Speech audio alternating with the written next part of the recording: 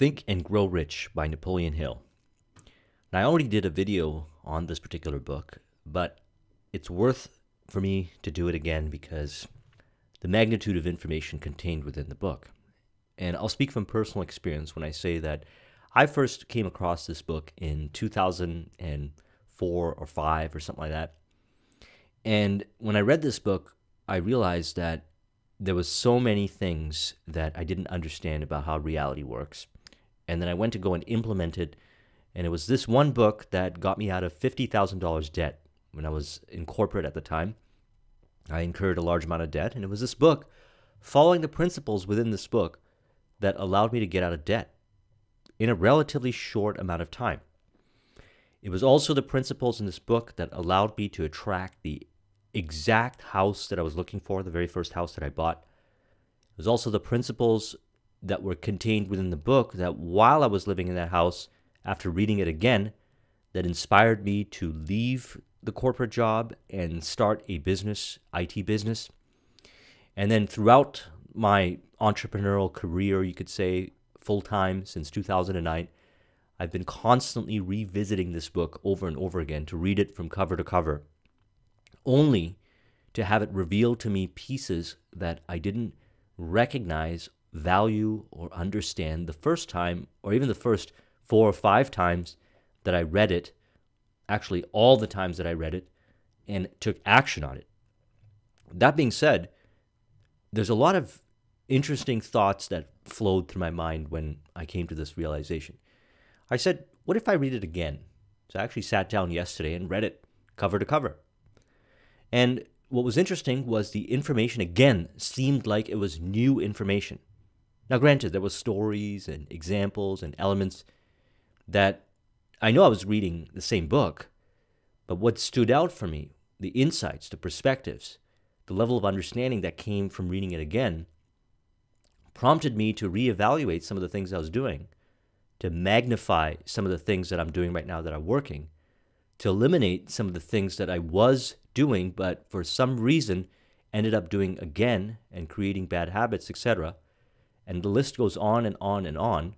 So that's why I believe that making a video on this book again is not only going to give you fresh insights and perspectives from my last video, but also further and deeper your understanding and hopefully inspire you to go and read this book multiple times over and over again in your evolution, in your journey in life. Contained with it are the principles of success. And as simple and pragmatic as some of these might sound, the truth and the realization is that we can always do more, better. We can always improve our ability to implement these principles. And we can literally keep ourselves busy for the rest of our lives, learning, growing, and implementing these principles as we get more and more success. And oftentimes you'll find that this might only be the one book that a person needs to read as far as personal development and success goes. You know, I'm a fan of reading other books and so forth, but this is the original and classic, not as far as origins of the information contained within it, because there were many books and documents and texts, spiritual texts and so forth, that were written hundreds of years prior to Think and Grow Rich, that Think and Grow Rich was based on.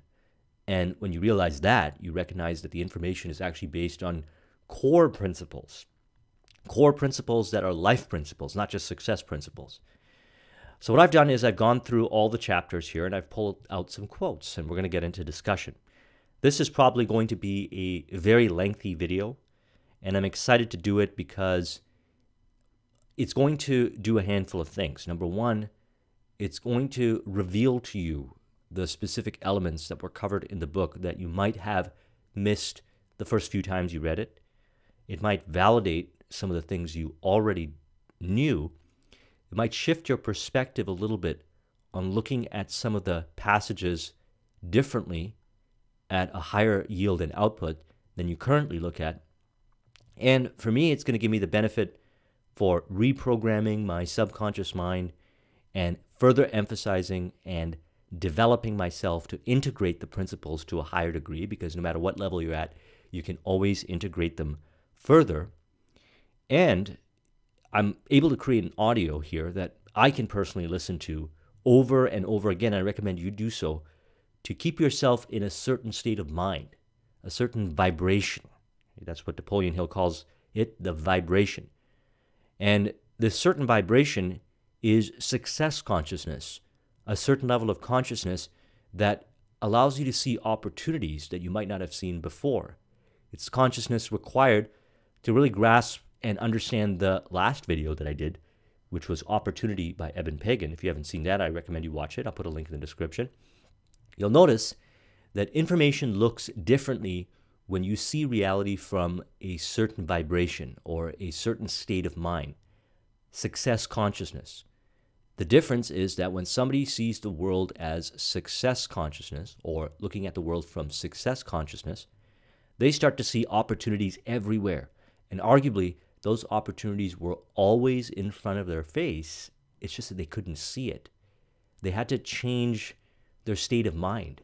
They had to go into what Napoleon Hill calls a higher state of vibration to be able to see that. Now, that might sound very esoteric. So if you want to bring it down to what is common knowledge, then we know this, that when you change the way you look at things, the things you look at change. And even if that sounds so esoteric, understand the truth in this. There's been a lot of situations in life where people looked at those particular situations as a disadvantage or a roadblock, only to have other people come along and look at that same situation as an advantage or an opportunity.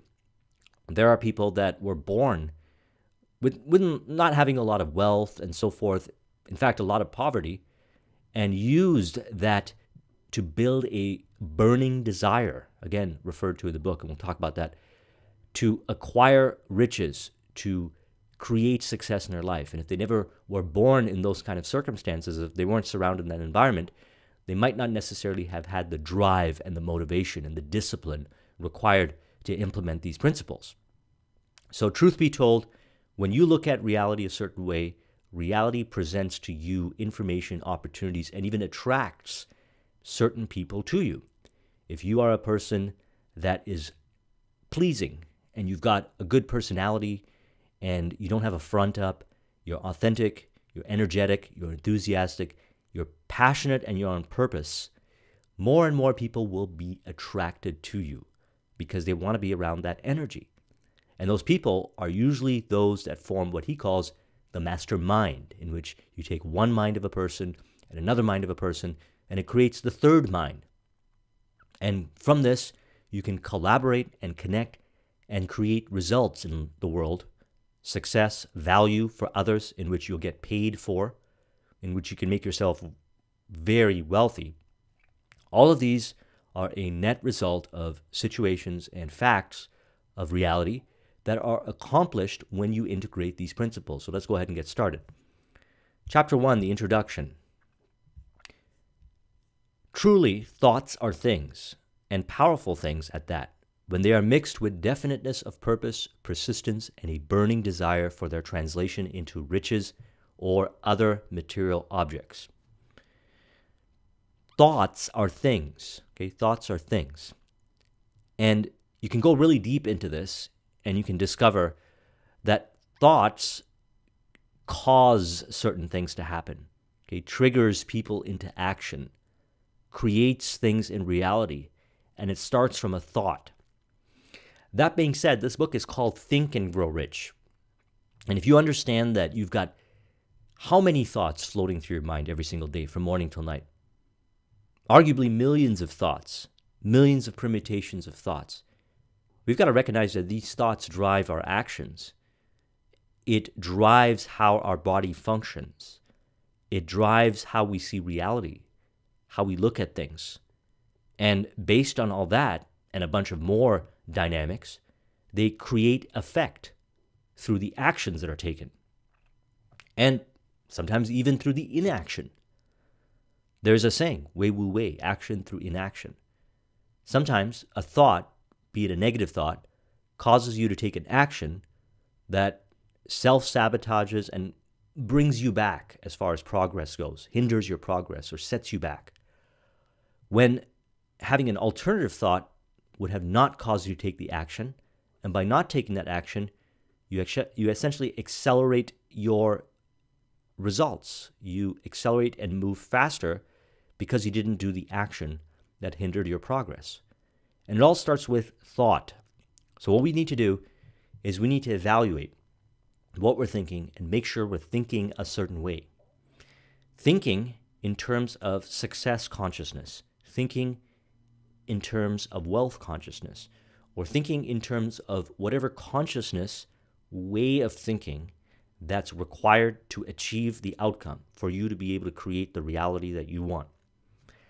I've learned from many years of experience with men that when a man really desires a thing so deeply that he's willing to stake his entire future on a single turn of the wheel in order to get it, he is sure to win.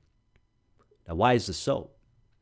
Because if you do that, and you have a desire to do that, to achieve the result that you want, and you're not willing to accept anything less than that, then interestingly enough, you'll start to see some of the opportunities that were always there in front of you, but because you are looking at it from the lens of potentially having a scapegoat or procrastination or elements of fear, which we're going to talk about later in this video, you weren't able to see them. One of the most common causes of failure is the habit of quitting when one is overtaken by temporary defeat. Every person is guilty of this mistake at one time or another. See, a lot of times success comes just a few steps prior to quitting. And it's interesting because you'll find that to be true in a lot of situations. Success comes as a result of one thing that seemed like it was going to end everything and would have to send you back to the beginning or essentially throw in the towel and quit. But if you muster up the persistence and the faith that you're going to achieve the outcome, interestingly enough, that obstacle then becomes the opportunity that you step on or through or whatever or work with to be able to actually create the outcome within the next few steps. Think of a time in your life where this was true. You probably found many times in your life where this is true. That's the case for me. I can find a lot of times in my life where this to be true. If this is true, then that's very interesting because what does that mean? Like, what does that really mean? It means that a good way of thinking, a good way of looking reality is that life is a test of growth, a test of character, and is essentially a gigantic personal development workshop, where if you work on yourself, you rewrite the meaning, and you integrate the principles contained within this book, you're better equipped during a situation when it looks like you've exhausted all options to have the motivation, the courage, the persistence, the knowledge. We're not talking about blind faith here. We're talking about acquiring specific specialized knowledge, seeking counsel, etc., to be able to turn whatever that obstacle is into an opportunity. And there's been many, many success stories in our world. You can read tons of autobiographies where people were able to do this. And you could say, as a result of them doing it, they acquired a specialized understanding, a certain level of wisdom, which maybe a lot of people don't have. And with that added wisdom, they're able to share it with others, such as the case with this book.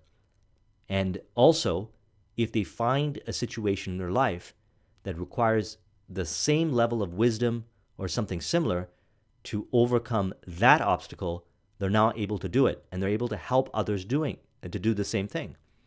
And because they can help others do the same thing, they become more valuable. And because they become more valuable, they make more money. They get paid more.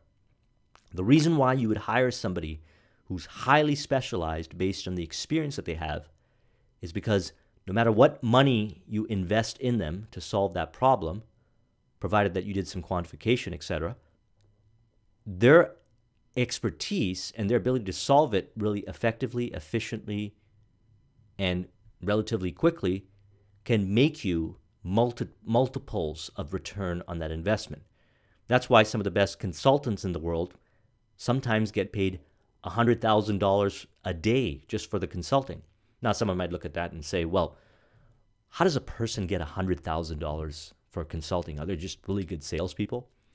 What they fail to understand is that the problems that they're working on, when solved, based on their expertise, which is usually gathered and realized and developed after they've gone through many failures in their lives, because they have the persistence to overcome those failures and get the golden nugget or the insight. That particular specialized knowledge, when applied to the client's business, can return on that $100,000 investment millions of dollars. Okay, so would you pay somebody $100,000 to get guaranteed $1 million? Well, some of those opportunities do exist. And if you would like to be the person that can command the higher fees, then you must understand that if you are not embracing failure and looking at defeat through the lens of what I'm talking about here, you will not have necessarily what it takes to acquire the wisdom. And a lot of these wisdoms that these highly specialized people are getting paid for is not found in a book or in the education system, etc. It's very, very specialized knowledge, and we'll talk about that also because he's got a whole chapter dedicated to that. Before success comes in any man's life, he is sure to meet with much temporary defeat and perhaps some failure. When defeat overtakes a man, the easiest and most logical thing to do is to quit. That is exactly what the majority of men do. More than 500 of the most successful men this country has ever known told the author their greatest success came just one step beyond the point at which defeat had overtaken them. Failure is a trickster with a keen sense of irony and cunning. It takes delight in tripping one when success is almost within reach. Again, it's a test. But the truth is this: how you think and how you see reality to work is going to determine the actions you take.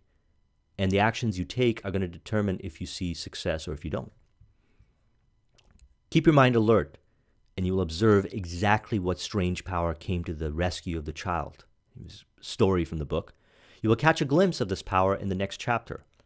Somewhere in the book, you will find an idea that will quicken your receptive powers and place at your command for your benefit the same irresistible power. The awareness of this power may come to you in the first chapter, or it may flash in your mind in some subsequent chapter. It may come in a form of a single idea, or it may come in the nature of a plan or a purpose. Again, it may cause you to go back into your past experiences of failure or defeat and bring to the surface some lesson by which you can regain all that you lost through defeat. The answer called for a description of 13 principles, but remember as you read, the answer you may be seeking to the questions which you have caused you to ponder over the strangeness of life may be found in your own mind through some idea, plan, or purpose, which may spring into your mind as you read. One of the reasons why you would read a book like this or listen to an audio like this is so that you are being evoked insights and perspectives. Certain insights and perspectives are generated as a result of your thought and your mind being in a certain vibrational frequency as you are connecting and experiencing this information. Now, I'm talking about vibe here, okay? So again, not to get too far out there, but when you read something that inspires you and uplifts you, or you are consuming some information that makes you feel great, even so much as to music, notice how you think differently. Notice how you see reality different. If you are experiencing anger and frustration, it seems to have gone away. It just disappears. That's what I'm talking about. When you're at a lower vibration, you experience more anger, fear, frustration, and this kind of information can even seem kind of stressful in those kind of situations. But because you've already experienced, and all of us have, high points in our life, when we have a lot of confidence, when things just seem to flow, results just seem to happen in some circumstance of our life, we've experienced it, so we can put ourselves back in that state. We can put ourselves back in that state of mind. And we do that by following the principles contained within this book. And when we do it, we generate the ideas.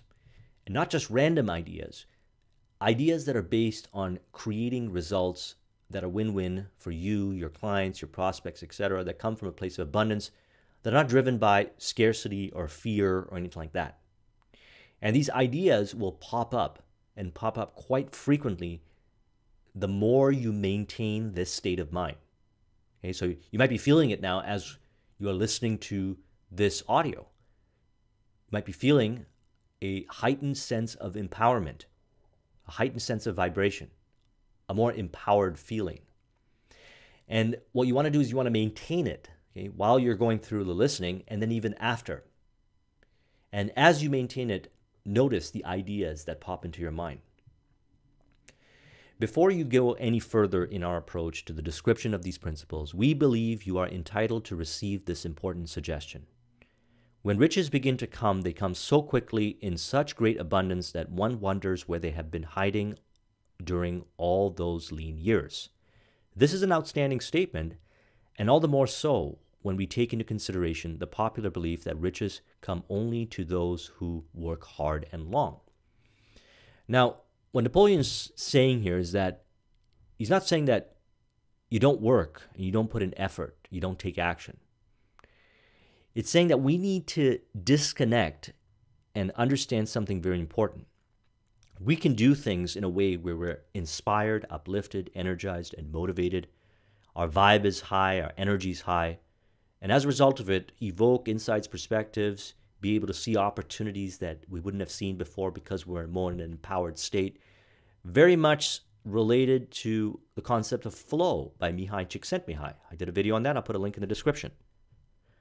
When you are in this space, you are more likely to create opportunities. You are more likely to execute on opportunities with confidence, speed, and decision, which are elements of success, than when you are frustrated, stressed out, etc.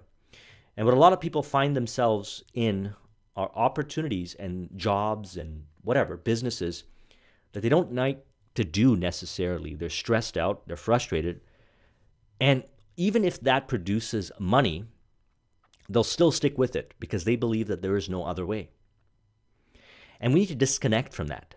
There are many people, myself included, that have found ways to work, to create value, to build businesses, etc., that inspire, uplift, and excite and keep a person at a higher state of consciousness, wealth consciousness, abundance, way of looking at reality versus scarcity, and so forth, that actually has an effect on the amount of success we can create, the amount of wealth we can create.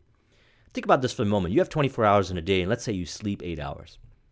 What do you do with the rest of the time is going to determine the kind of results you get based on the effort that you put in as far as value.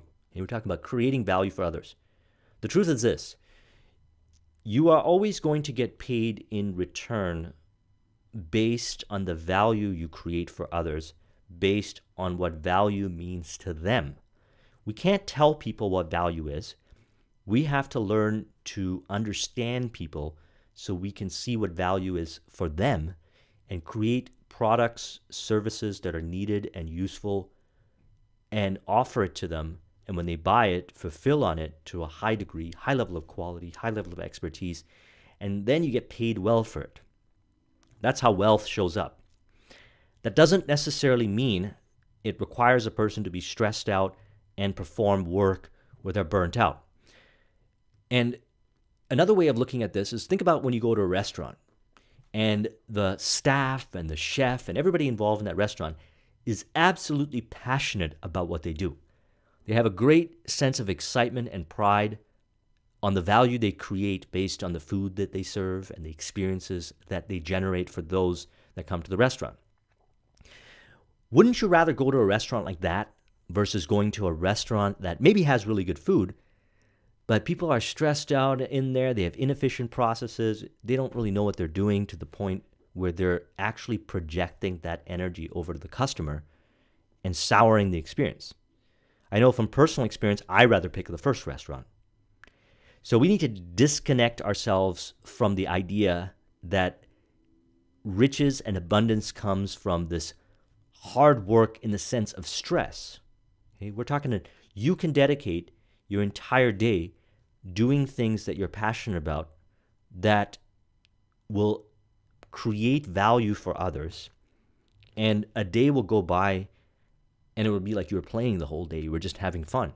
This is what we're talking about. We need to be able to have longevity here. If you're doing something that stresses you out, there's only a certain amount of time you can do that for. Those that work very hard and stress themselves out to create money don't last very long. And if they do, they get there stressed out, frustrated, experiencing all kinds of physical, mental, and emotional issues when they get there. And a lot of times it impacts their family life, etc. And so we need to rethink how we do that. When you begin to think and grow rich, you will observe that riches begin with a state of mind, with definiteness of purpose, with little or no hard work. Now, how can this be true? Well, look at sales, for example. Sales is the highest paid profession. If you have the ability and the confidence to find the ideal prospects and connect them with a product or service in which you make good money either from commission or you sell your own products or services, you could do that all day and make a lot of money. And in order for somebody to be successful at selling, they have to know how to sell and they have to understand the selling principles. They have to read books like Spin Selling by Neil Rackham, Way of the Wolf by Jordan Belfort, which I did a video on. I'll put a link in the description.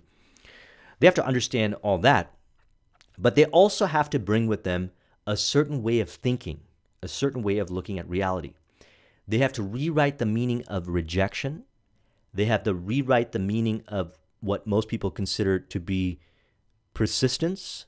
They have to rewrite all kinds of meanings that other people will look at from a disempowering perspective while experiencing the process of selling. And when they have this right state of mind, they exude passion. And when they have this exuding of passion, when they're excited to do what they do, they're more actively able to look for how to optimize their selling. They're more likely to attract a higher level client. Because I don't know about you, but I personally do not like to deal with a salesperson that's unpleasant, whether it be a real estate agent or a broker or a client or whoever. And what I've noticed is that I've gotten a lot of feedback based on working on this and the realization of this, that some of my clients revealed to me that the reason why they like working with me is because it's fun, because it's pleasant, because it doesn't seem stressful. We still get the job done, and I believe to a higher quality than maybe some of the other providers, but even if I do it at the same level of quality as the other providers, just by adding that excitement, that passion, that fun to the equation, the clients pick me. And as a result, I'll get more sales. So many different ways of looking at this. You and every other person ought to be interested in knowing how to acquire the state of mind which attracts riches. Success comes to those who become success conscious. Failure comes to those who indifferently allow themselves to become failure conscious. The object of this book is to help all who seek it to learn the art of changing their minds from failure consciousness to success consciousness. Now we're covering many points in this discussion, and there are many more points in this book, on how to acquire success consciousness.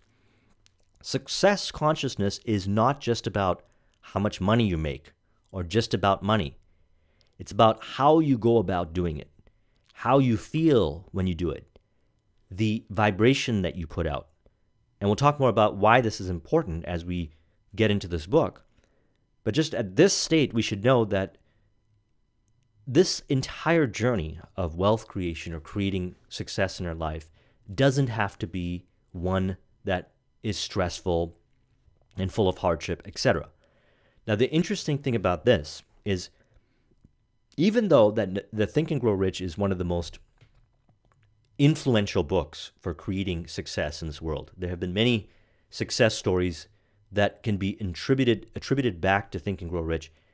There's still only a minor percentage of the population that has access, who has read this book or understands this principle, and an even smaller minority who actually take these principles and apply them, and an even smaller minority who go back and revisit the principles and apply them over and over again.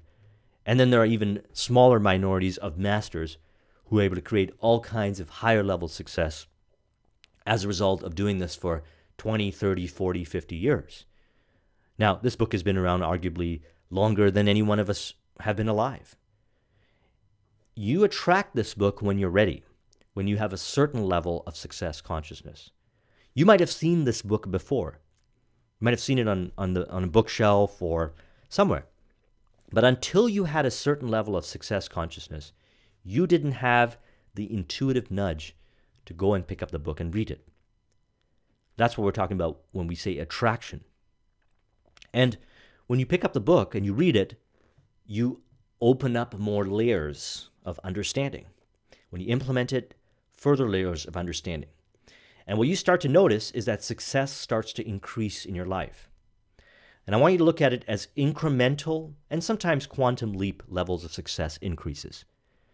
But the goal here is to place ourselves in success consciousness. I'm going to talk about many ways of doing it as much as possible throughout our days so that we can see more opportunities, so we can execute upon opportunities, so we can do it with greater joy and passion to create the results that we want.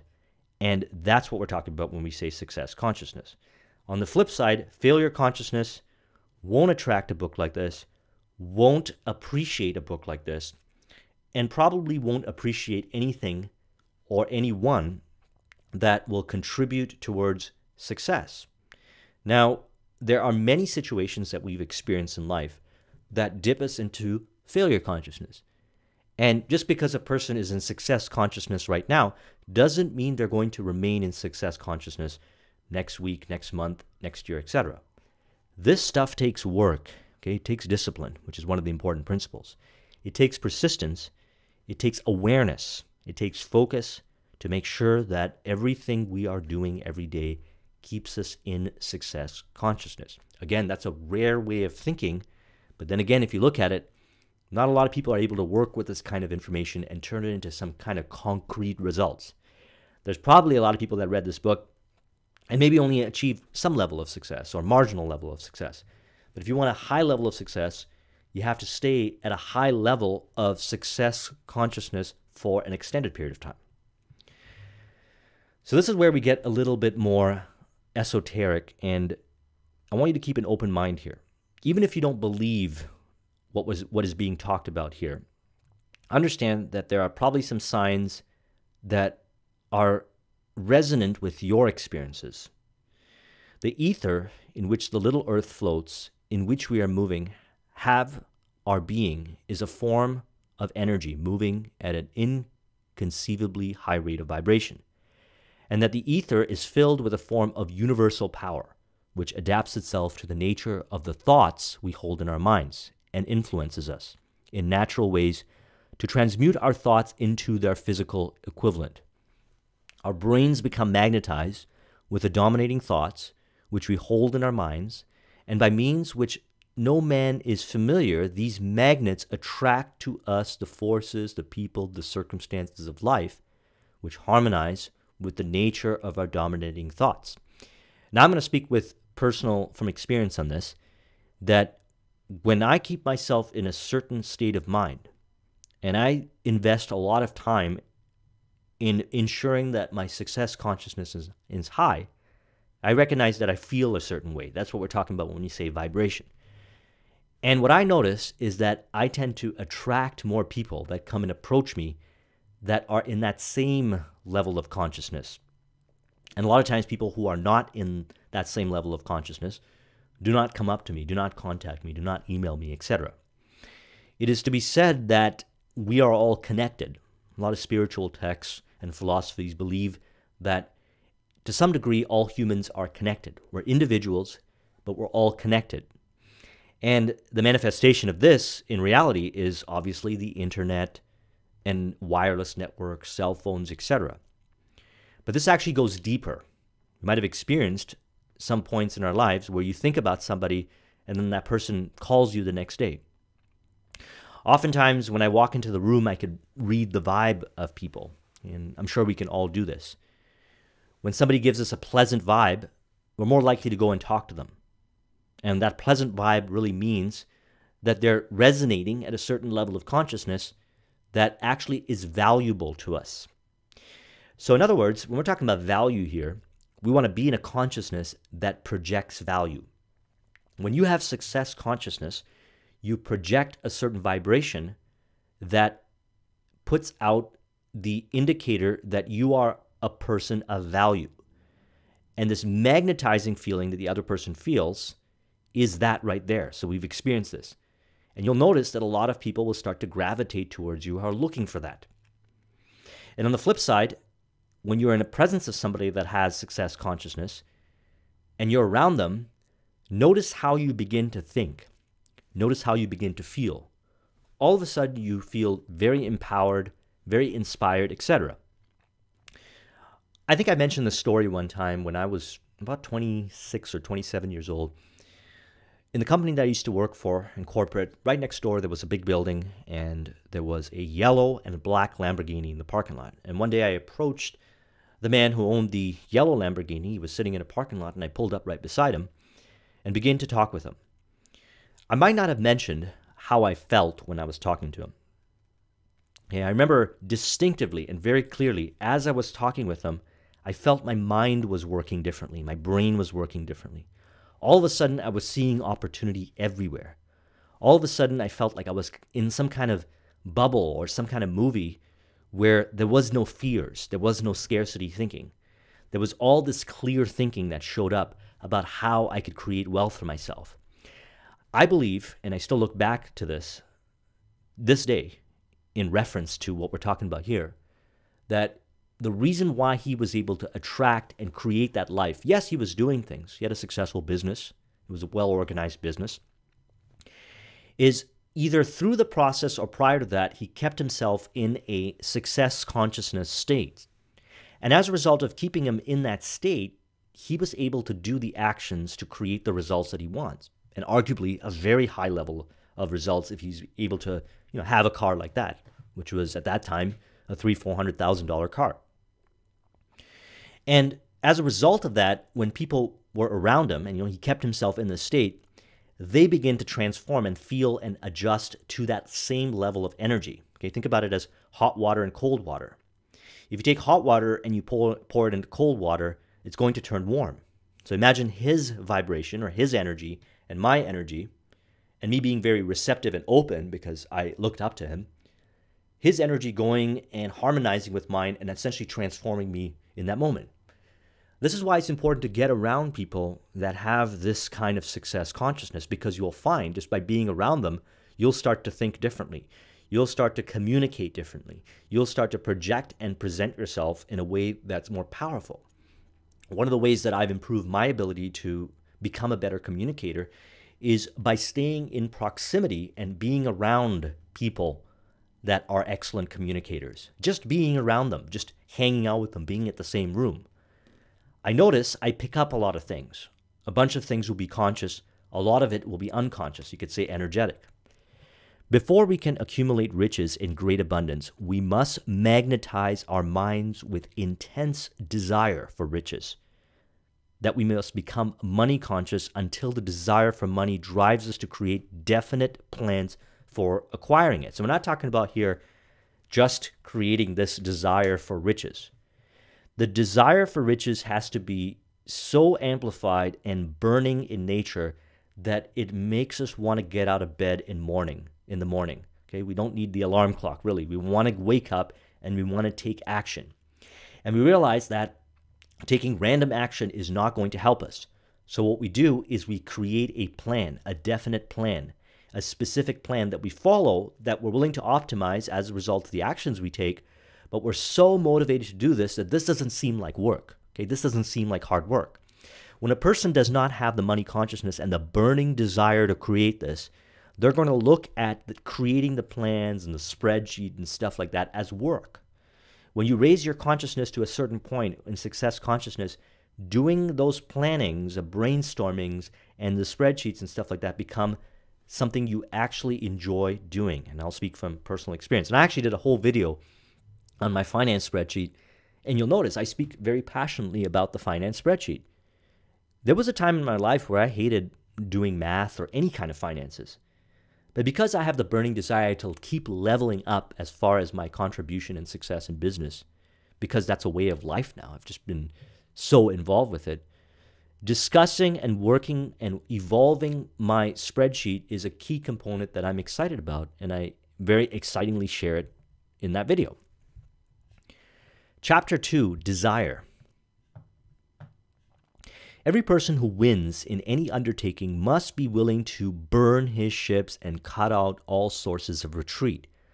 Only by doing this can one be sure of maintaining that state of mind known as a burning desire to win, essential to success. Okay, burning desire to win. Now, this doesn't happen overnight. We're going to talk about a process to keep working and focusing and not giving up on our number one chief aim, and I believe everybody should have a number one chief aim, and this can change in different stages of your life. To focus on it and dedicate your time to learn, study, work on every single thing you can in all areas of your life that move you towards that objective. And find the joy, find the passion in doing all those things and create positive meaning. And a lot of that can be learned from the various books I've covered in my channel and the various experiences that I had that I shared with you, until you feel this burning desire to win.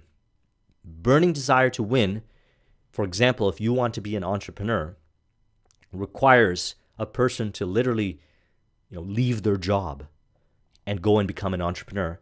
In order to do that, you must have a burning desire. Okay, you can't half-step that.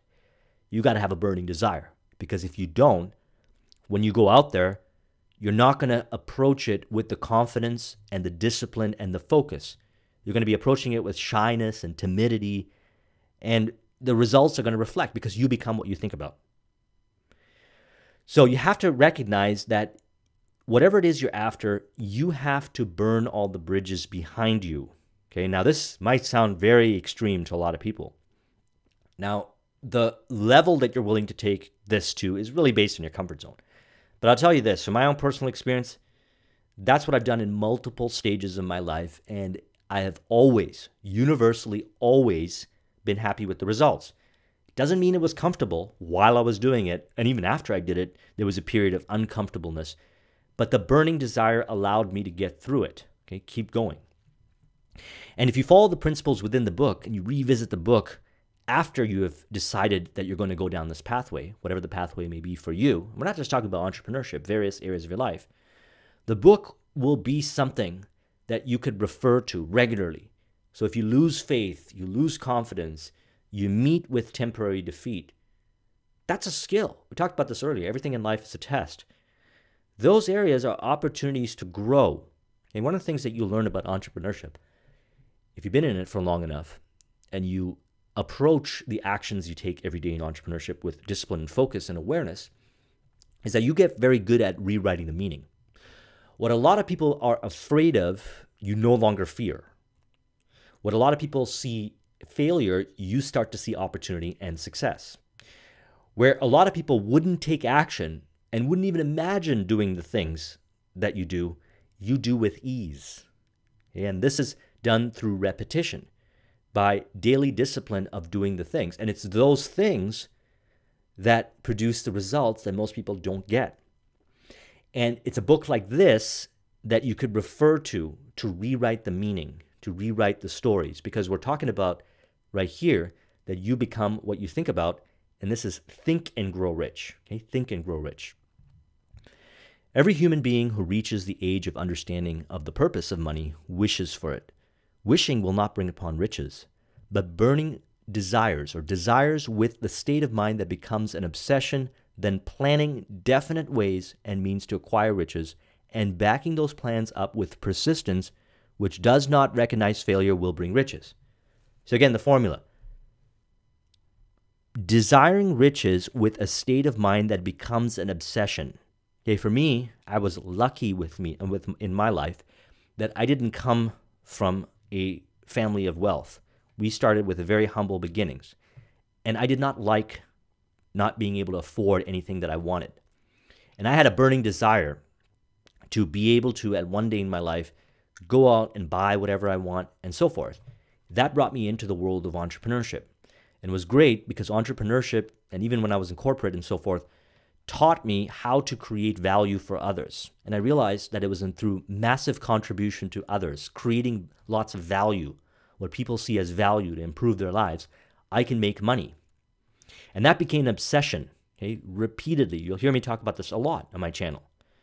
Then, along the journey, definite planning. And you get better with planning. There's certain kinds of planning tools and so forth. A lot of times when you start out on this journey, you might not be planning as much, but as you start to evolve, you'll get better at planning and brainstorming, etc. Now, backing up those plans with persistence, because sometimes those plans don't work out. And when those plans don't work out, you got to optimize those plans. If you have a burning desire, optimizing those plans is going to be a logical process. But if you don't have a burning desire to do it, and you don't cultivate that burning desire, and you're not really passionate about it, then when you meet with temporary defeat, you don't have the persistence to get up and try again by optimizing. And that's why we don't want to recognize failure. We want to see failure as objective data of what we need to optimize, because what happens is, and I'll speak from my own personal experience, is that the way you think it's going to work, and I found this to be true with a lot of entrepreneurs that I've talked with, and I speak with a lot of entrepreneurs, is that the way they thought it was going to work when they created the results, the success, was oftentimes different than what actually happened. Okay? The way they thought it was going to work was different than the way it actually happened. In other words, they had to optimize, they had to readjust, they need to pivot, but they kept going. Okay? They kept going. The method by which desire for riches can be transmuted into its financial equivalent consists of 6 definite practical steps. Let's talk about these. Number 1, fix your mind on the exact amount of money you desire. It is not sufficient merely to say, I want plenty of money. Be definite as to the amount. Number 2, determine exactly what you intend to give in return for the money you desire, because money comes as a result of value that you create. Establish a definite date which you intend to possess the money you desire.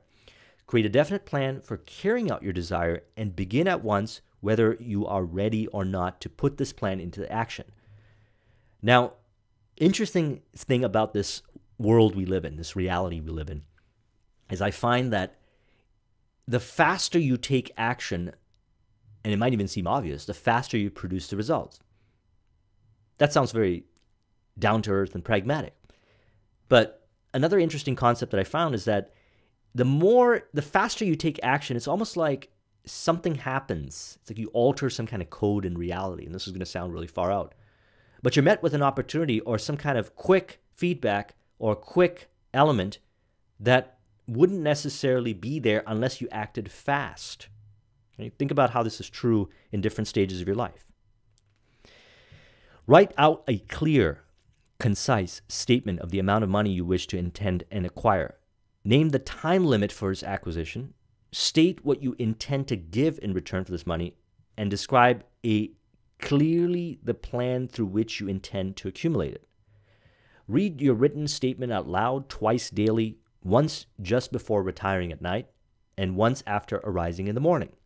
As you read, see and feel and believe yourself already in possession of the money. Okay, that's very important. They put it in cap locks, and there's a reason.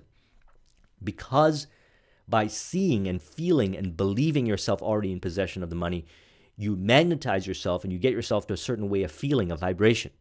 And we already talked about that. That's what we want to achieve for success consciousness. That's success consciousness. When you're in success consciousness, you're going to attract, you're going to be able to see the opportunities and draw people to you and so forth, and you can feel it. You can feel when somebody is in success consciousness. Now, I've been in this entrepreneurial world for so many years now, and I've been around many entrepreneurs that I could tell, literally tell by how they feel when I'm around them, how I feel when I'm around them, if they're going to get success or not, or if their success is going to be short-lived or not. In other words, sometimes people find themselves in success consciousness, maybe after they've attended a seminar or read a book, but it's not sustainable. They're not maintaining it long enough. And a lot of times they'll find is that when they're in success consciousness and they're putting off this vibe, they're attracting a lot of opportunities and so forth, they're taking action, they're producing results, they're creating plans, they're motivated and so forth, they are excited to wake up in the morning, then something happens, temporary failure, and that's it. They drop. Their vibration drops, they start going in scarcity thinking, they go back to failure consciousness. And as a result, they start to attract, they start to see reality from that perspective. And they either give up or they find another thing to bring them back up to success consciousness, which is okay. But the better way of doing this is to maintain it consistently, okay? Consistently maintaining the success consciousness. And we do this through the affirmations in the format that we just mentioned. As you read, see, feel, and believe yourself already in possession of the money, get you excited and started. It is important that you follow these instructions described in these 6 steps. It is especially important that you observe and follow the instructions in the 6th paragraph. You may complain that it is impossible for you to see yourself in possession of the money before you actually have it. Here's where a burning desire will come to your aid. If you truly desire money so keenly that your desire is an obsession, you will have no difficulty in convincing yourself that you will acquire it. The object is to want money and to become so determined to have it that you will convince yourself you will have it. To the uninitiated who has not been schooled in the working principles of the human mind, these instructions may appear impractical. It may be helpful to all who fail to recognize the soundness of these 6 steps to know that the information they convey was received from Andrew Carnegie, who began as an ordinary laborer in the steel mills, but managed to, despite his humble beginnings, to make these principles yield him a fortune of considerably more than $100 million, and that was at that time. It may be to further help you know that the 6 principles here recommended were actually carefully scrutinized by the late Thomas Edison, who placed his stamp of approval upon them as being not only the steps for the essential accumulation of money, but necessary for the attainment of any definite goal. Those who become money conscious ever accumulate great riches, okay, consistently. Money consciousness means that the mind has become so thoroughly saturated with the desire for money that one can see oneself already in possession of it. You may as well know right here that you can never have riches in great quantities unless you can work yourself into a white heat of desire for money and actually believe you will possess it. See, a lot of people have qualms surrounding money, and even I did for a large degree. And as a result of those qualms, I didn't attract it. But then I realized that I can create money by providing services that are needed and useful. And so thus, it's a noble thing to do. It's a purposeful thing to do, to create products, services, etc., that can serve people, that can improve people's lives, that can allow them to have a better experience for their families, that can keep their children in safety. You can create different products and services that can extend people's lives, that can cure issues that they're having in health, etc. And as a result of that value that you create, you will be rewarded with money. And that's the kind of focus we want to have. We want to realize that we're going to acquire money. And nowadays, you got cryptocurrency, you got all kinds of different forms of value. It doesn't necessarily have to be money. It could be barter or whatever. You can create that life by focusing on how much value you can create. And I've done many videos on value creation. In planning to acquire your share of riches, let no one influence you to scorn the dreamer. To win the big stakes in this changed world, you must catch the spirit of the great pioneers of the past, whose dreams have given to civilization all that it has of value, the spirit which serves as the lifeblood of our own country, your opportunity and mine, to develop and market our talents. Put your dream across and never mind what they say. If you meet with temporary defeat, for they perhaps do not know that every failure brings with it a seed of an equivalent success. Now, here's the thing. Maybe in earlier stages of the journey, you might not be surrounded with a lot of people that are in success consciousness. And you'll know that to be true when you recognize that every time you take action, you fail, they'll laugh at you or ridicule you or criticize you or whatever.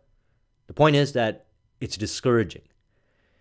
When you find yourself around success consciousness people, they look at the failures that you make as an opportunity for optimization.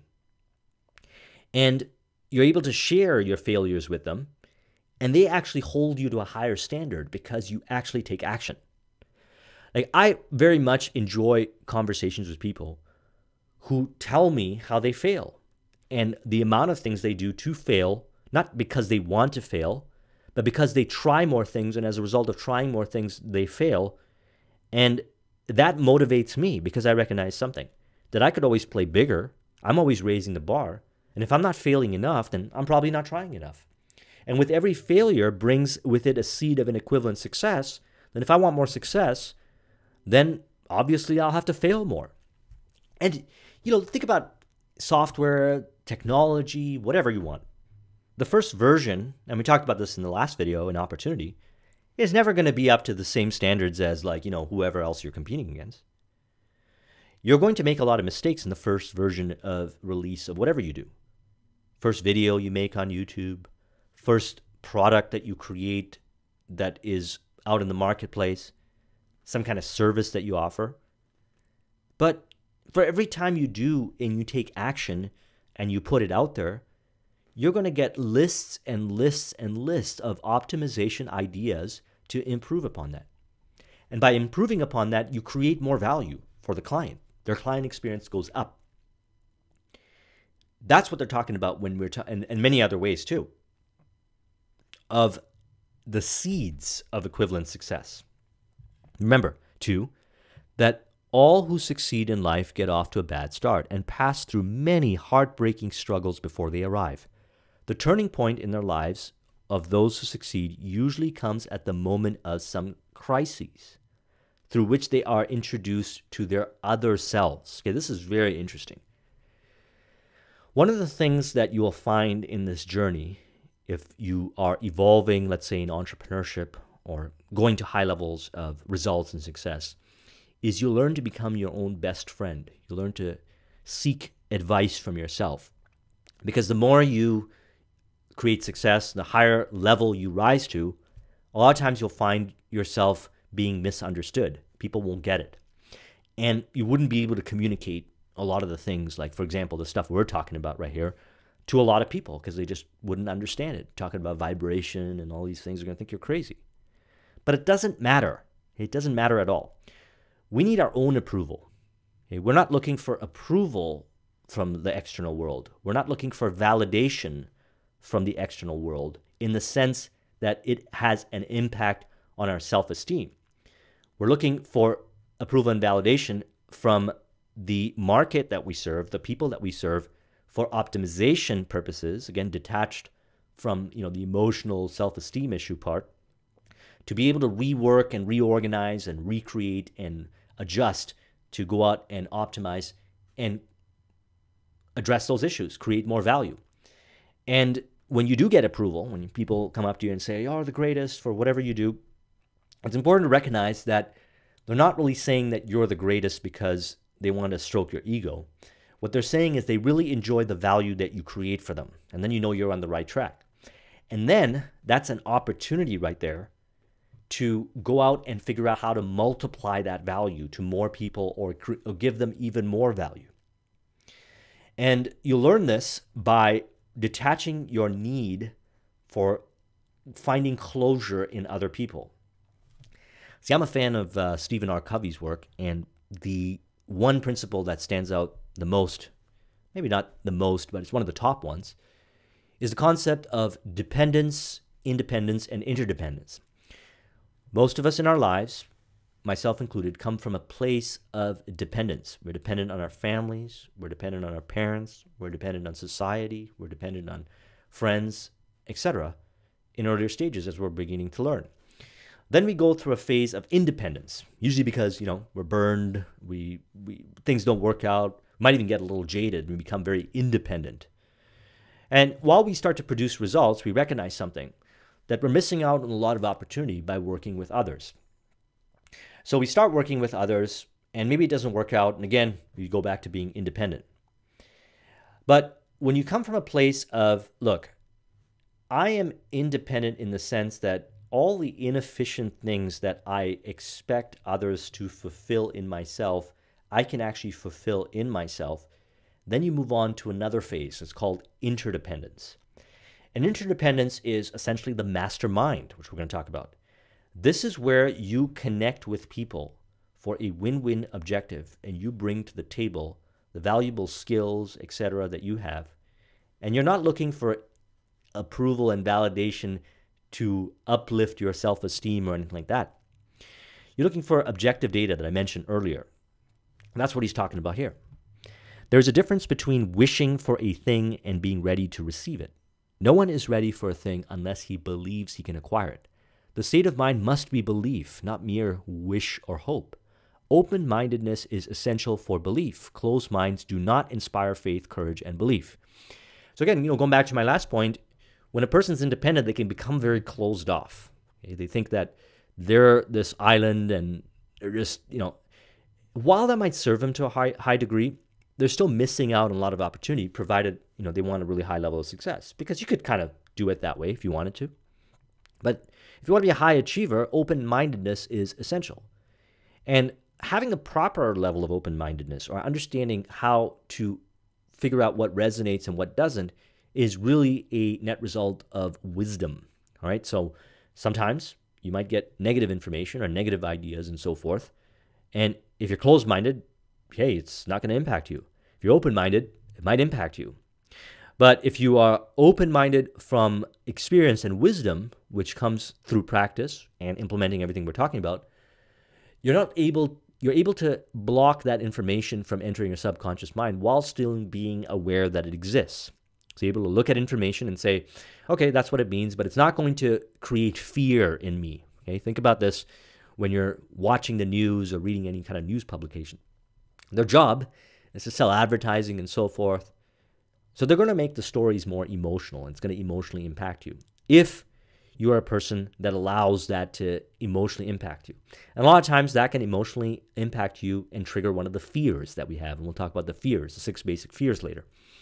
What we want to do is we want to look at the information and understand what's happening and recognize that, hey, it's going to trigger this kind of fears and so forth, but we can't let that happen.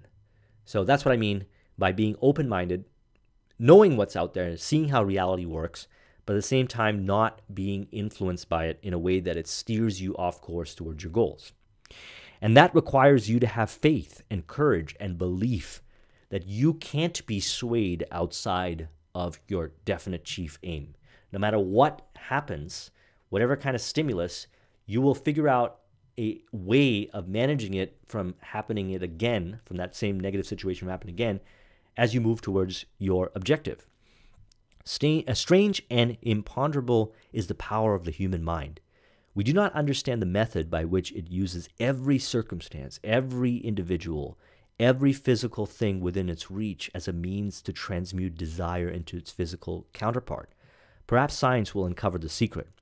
Through some strange and powerful principle of mental chemistry, which she has never divulged, nature wraps up in the impulse of strong desire that something which recognizes no such word as impossible and accepts no such reality as failure.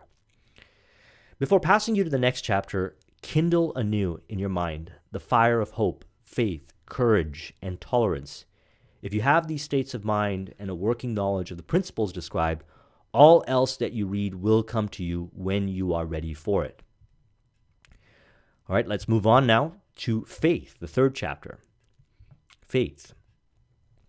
Faith is the head chemist of the mind. When faith is blended with the vibration of thought, the subconscious mind instantly picks up the vibration, translates it into its spiritual equivalent, and transmits it to infinite intelligence, as in the case of prayer. So some of you might believe this and some might not believe it, but essentially the way it works is like this. Whatever thoughts you have in your mind programs your subconscious mind. Okay, you have a conscious mind and you have a subconscious mind. I did a video on power of the subconscious mind. I recommend that you study that. And your subconscious mind has within it all these stories and ways of looking at reality, essentially your paradigm and everything, that orients you either towards moving towards failure or success. It determines the actions you take, the behaviors that you have. A lot of us might find that we're trying to adopt a good habit, but there's a lot of resistance, a lot of inner resistance. Well, that inner resistance comes from your subconscious mind. And so what we need to do is we need to reprogram the subconscious mind.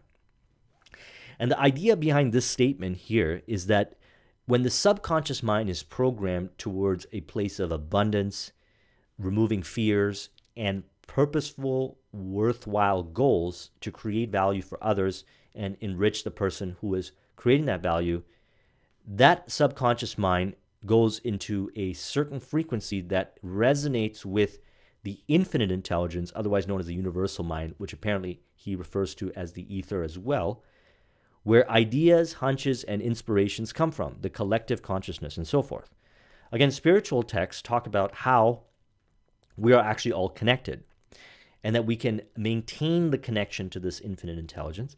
And so thus, what he's saying is that when a person keeps themselves in a pure state of mind, or a state of mind that is based on abundance and creating success and sees reality as an opportunity, they're able to tap into these higher faculties, and they're able to attract people and situations by sending information down through the infinite intelligence. Now, this, again, might sound very far out, but also think about something. There was a lot of things that today sound very normal and reasonable that maybe 500 years ago sounded weird, abstract, and impossible, and even if you were to mention it, would make you look like you were a crazy nut. For example, cell phone technology, wireless, etc.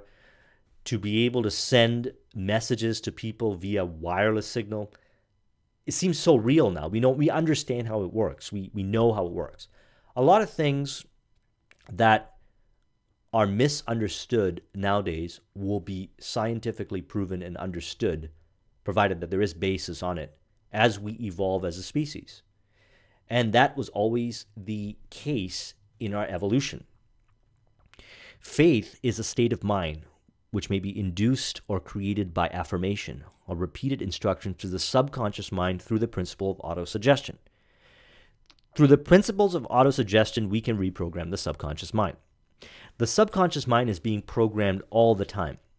Every time you watch TV, every time you read a book, every time you talk to a person, every time you're awake, and even when you sleep, the subconscious mind is being programmed. The subconscious mind can be intentionally programmed, or we can allow chance and whatever else and influences to program our subconscious mind. If you know that you want to create success consciousness and you recognize that success consciousness is going to help you do the things that we have identified so far, then it would make sense to dedicate as much time to automate the success consciousness by reprogramming the subconscious mind. And the way we do it is through autosuggestion and ensuring that we consume the information that programs specifically, okay, like a computer programmer would, the kind of thoughts and ideas and feelings and behaviors that are required for success. Again, he talks about planning. Okay, planning. What are the specific elements and behaviors one needs to develop to create success? Where can you find those sources of information? And how do you learn and study and dedicate your time to grow and develop the skills so that you can produce the results through that planning? What are those things? And how do you program your subconscious mind so you will do those things? In connection with this, consider again the statement: all thoughts which have been emotionalized, given feeling, and mixed with faith begin immediately to translate themselves into their physical equivalent or counterpart. So all thoughts which have been emotionalized. Okay, so you can create a thought and saying, well, I like this person or I dislike this person. But if there's a lot of emotion behind those thoughts, either or, it will probably spawn an action, okay, an action that you would take towards that person. If you have a thought towards creating wealth in your life, success as far as money goes in entrepreneurship, and you're emotionally charged with doing that, you're more likely to take the optimal actions rather than the procrastination actions or diluting and masquerading work as accomplishment.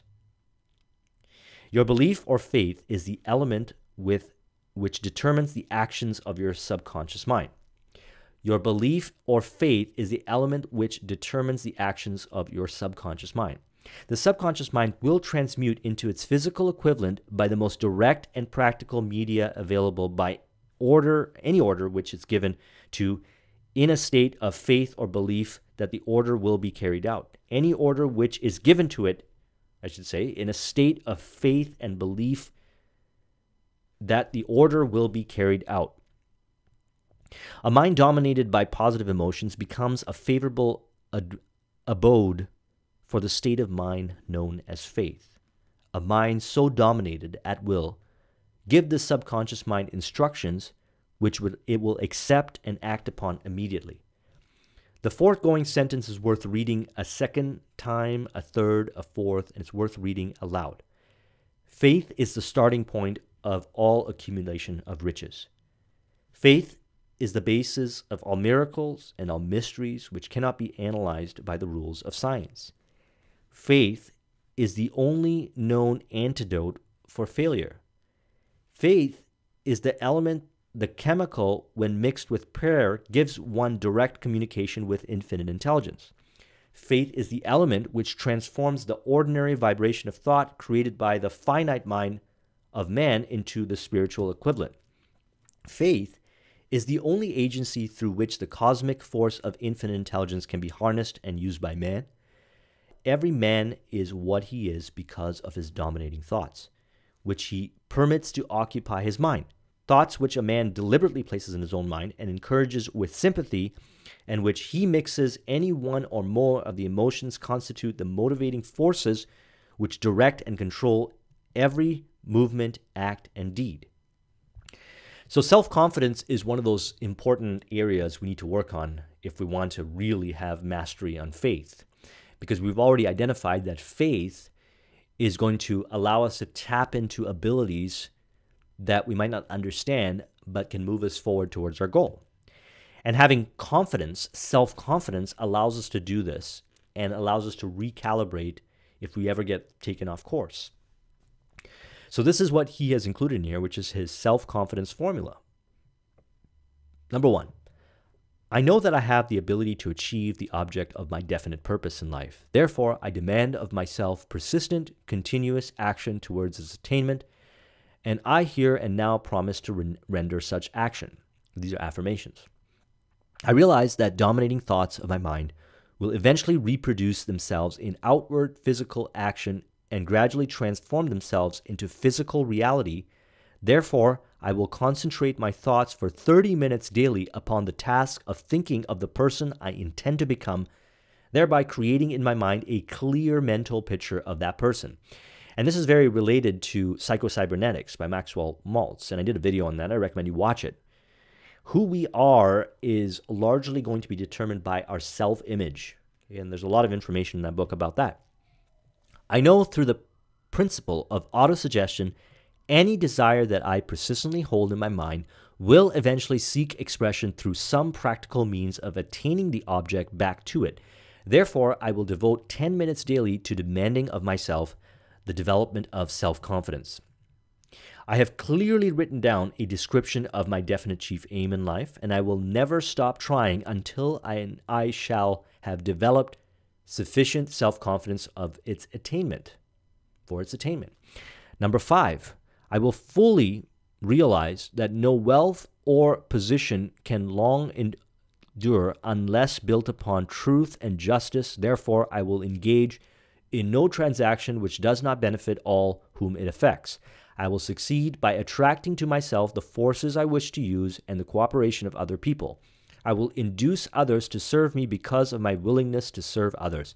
I will eliminate hatred, envy, jealousy, selfishness, and cynicism by developing love for all humanity. Because I know that a negative attitude towards others can never bring me success, I will cause others to believe in me because I will believe in them and in myself. So the idea behind this is that if you believe reality to work this way, you'll be able to tap into more abilities to produce the results. Now, will these abilities come from infinite intelligence? Will it come from as a result of navigating reality a certain way and projecting a certain vibe in which others pick up on and then choose to work with you based on that? It could come from a wide array of these sources, but the important thing is that we have to recognize that a lot of what we might have considered as far as success goes might have been programmed in our mind to say that in order to get success, you have to take advantage of others. You have to cause others to lose. You have to essentially create pain and suffering and so forth. This is absolutely not true. We are seeing this more and more nowadays. Tons of businesses and opportunities have sprung up, which arguably were always there, to create wealth and abundance. And a lot of people are able to execute upon it every day, that are opportunities that create real concrete value, in which people get paid really well, which actually enriches the lives and people and the various elements such as environment and so forth as a net result of that product and service. And what you'll find is that if you align yourself with opportunities like that, you'll notice that in this day we live in right now, you'll get more and more people attracted to your cause. More will want to contribute to your cause. More people might even want to fund your cause, partner with you, and so forth. And it's easier to hit your goals and objectives if you keep all these things into consideration.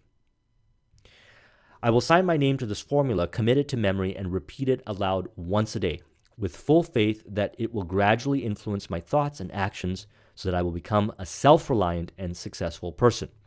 Now, why would you want to affirm this every day? Well, when we say stuff like, I will eliminate hatred and envy, jealousy, selfishness, and cynicism by developing love for all humanity because I know that a negative attitude towards others can never bring me success, it seems obvious when we say it. Most of us will say, yep, that's true. But what we'll find is that our subconscious mind has been programmed by information that says otherwise. It's there. It's not really our fault. It was there. Programming was there for whatever reason. And as a result of it, this behaviors and actions start to manifest. And we might end up doing things that are based and oriented from those perspectives. By constant autosuggestion and affirmation, we're able to rewrite that programming. And if we manifest any of those behaviors or thoughts, we recognize that we'll create in our reality the equivalent of that which is going to take us away from the kind of success we want to create. And so thus we go to work on those areas. Okay? We become self-aware. This is what people talk about when they say self-aware. When you're self-aware and you experience something because you're dealing with somebody and you want to have envy or hatred or anything that's negative towards that person, you recognize within yourself where you're doing that also, and that you're projecting it onto them. And that if you overcome that, you won't have that experience again. He talks about this in As a Man Thinketh. Now, I believe there's somewhere on YouTube, and I'll find it, put an audio in a link in the description because the book is in public domain now. Listening to the audio of As a Man Thinketh over and over again, because contained within it are many of the granular elements that are related to this audio and this book, which will help you further understand how you are the cause and creator of circumstances and situations in your life when you adopt this philosophy that you might not have thought you were the cause and creator of. And thus now with the newfound understanding and awareness, you can rewrite the programming and the meaning and come from a better place of contribution to create real lasting success, which is based on the formula that we're talking about. The subconscious mind, the chemical laboratory in which all thoughts, impulses are combined and made ready for translation into physical reality, makes no distinction between constructive and destructive thought impulses. It works with the material we feed it through our thought impulses. The subconscious mind will translate into reality a thought driven by fear just as readily as it will translate into reality a thought driven by courage or faith. So the subconscious mind, interesting, we have a conscious mind and a subconscious mind. With our subconscious mind, we can say all kinds of things and it'll be altruistic and it'll sound right, it'll be well polished, etc. But if the subconscious mind has been programmed with opposing ideas and belief systems, you get internal turmoil, internal friction, etc. So we want to become clear. A lot of people talk about becoming clear. Okay, this is like a goal for a lot of people. They want to become clear. Well, in order to become clear, the subconscious mind has to be aligned with the conscious mind. Okay, so we go through a journey of essentially clearing nonsense that we've had put into our subconscious mind, either through intentionally doing it or through consuming information in our environment and people and so forth, which obviously nowadays there's more information available bombarding your mind than you can ever imagine. So we have to be even more aware of how this information goes in and programs our subconscious mind. And the subconscious mind does not know the difference between what is right and what is wrong. It does not know the difference. And this is one of the reasons why we've got to become more compassionate towards people, because when somebody does something wrong, we have to understand that there could be a possibility that intentionally, consciously, they're not thinking about doing that thing.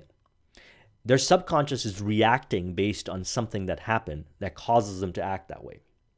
When you recognize this, then you can really work with people to a higher degree. You can have more compassion and understanding, which will allow you to really embrace difficult conversations, which will help you in business, etc.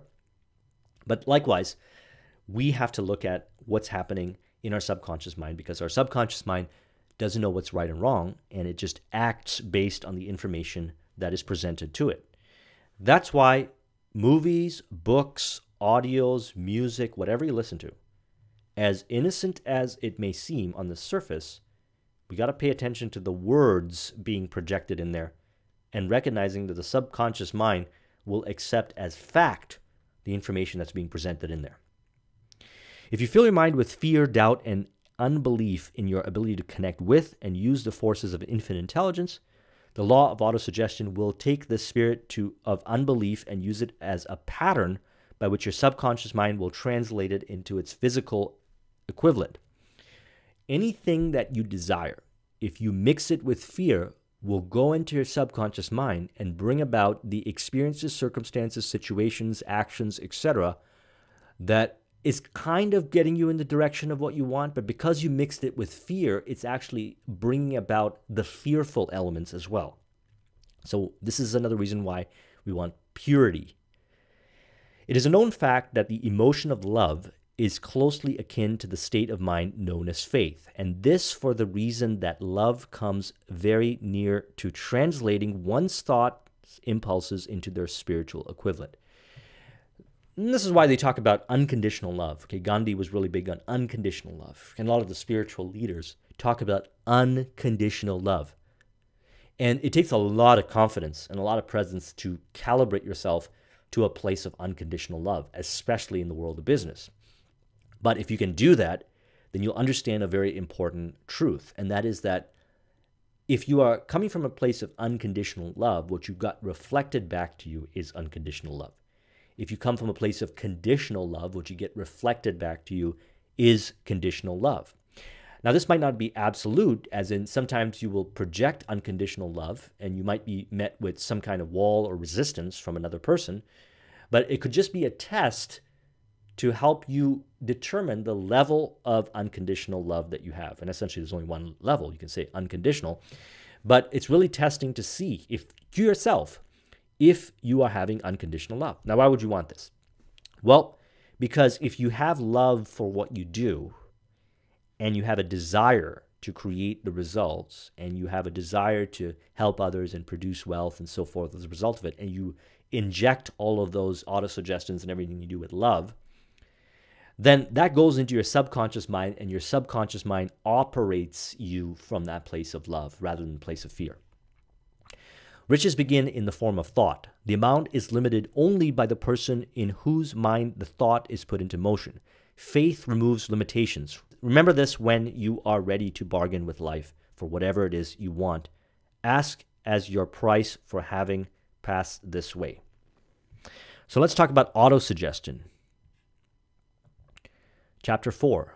Autosuggestion is a term which applies to all suggestions and all self-administrated stimuli which reach one's mind through the five senses.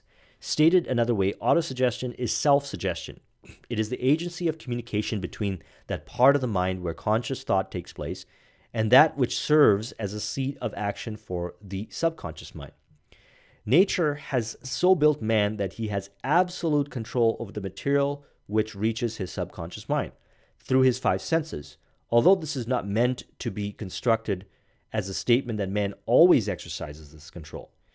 In the great majority of instances, he does not exercise it, which explains why so many people go through life in poverty.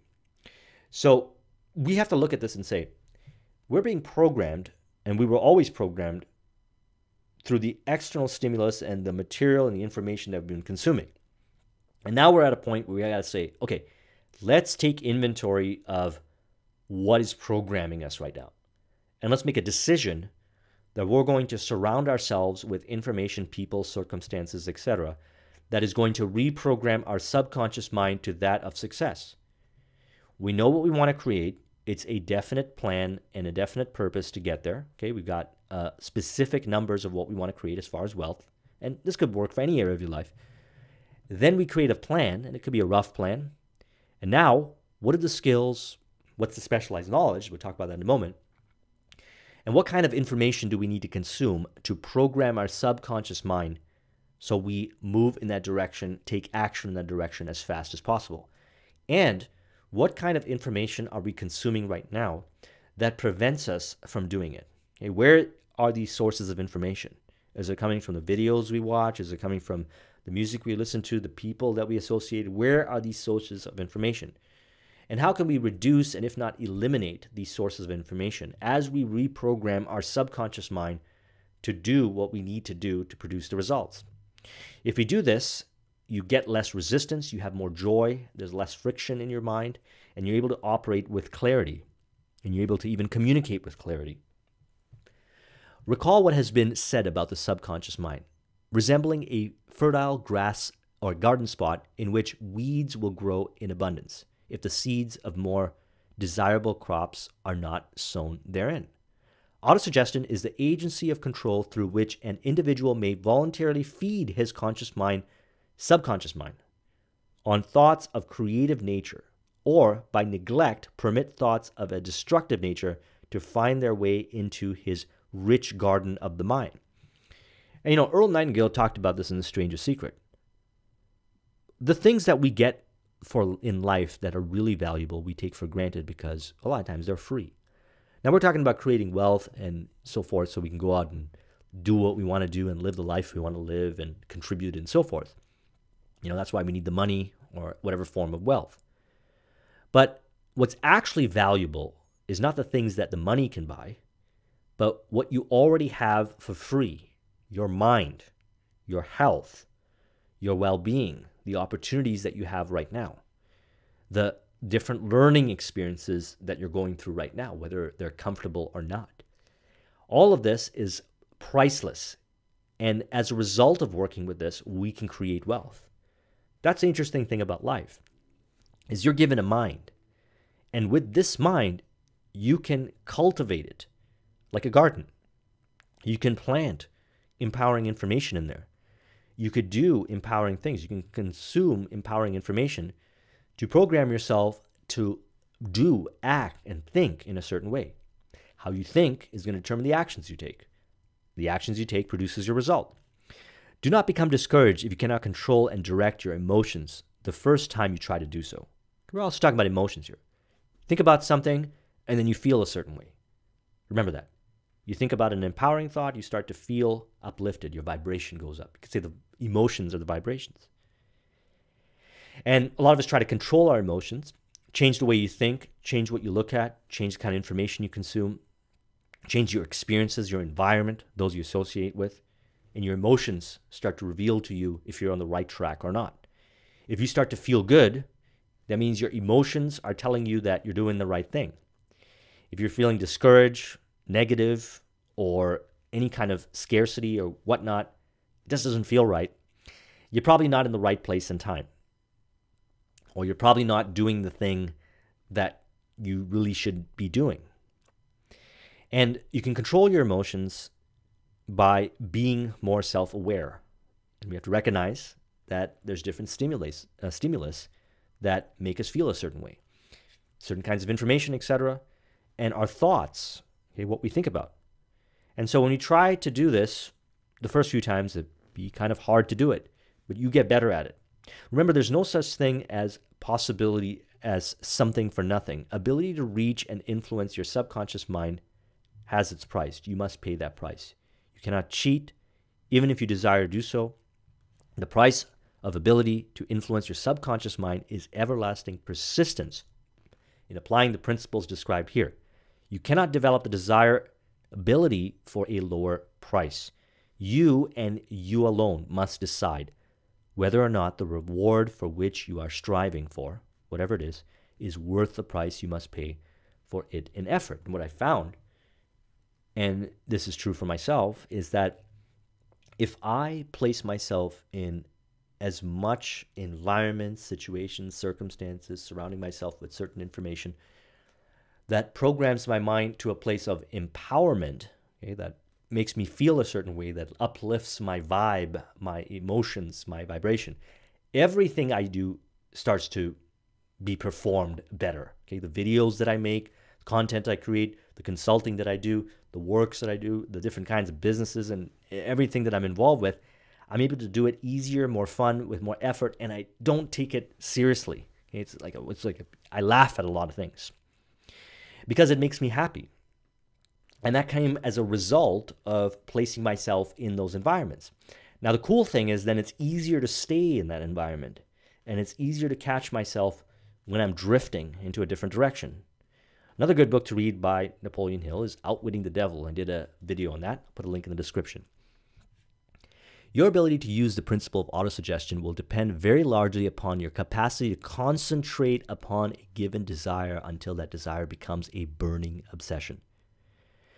Here's the most significant fact. The subconscious mind takes any orders given in it in a spirit of absolute faith and acts upon these orders through the orders, although the orders often have to be presented over and over again through repetition before they're interpreted by the subconscious mind. So hearing it once, hearing it twice is not going to help you. Experiencing one, experiencing twice, it could be very traumatic or very impactful. It could program the subconscious mind.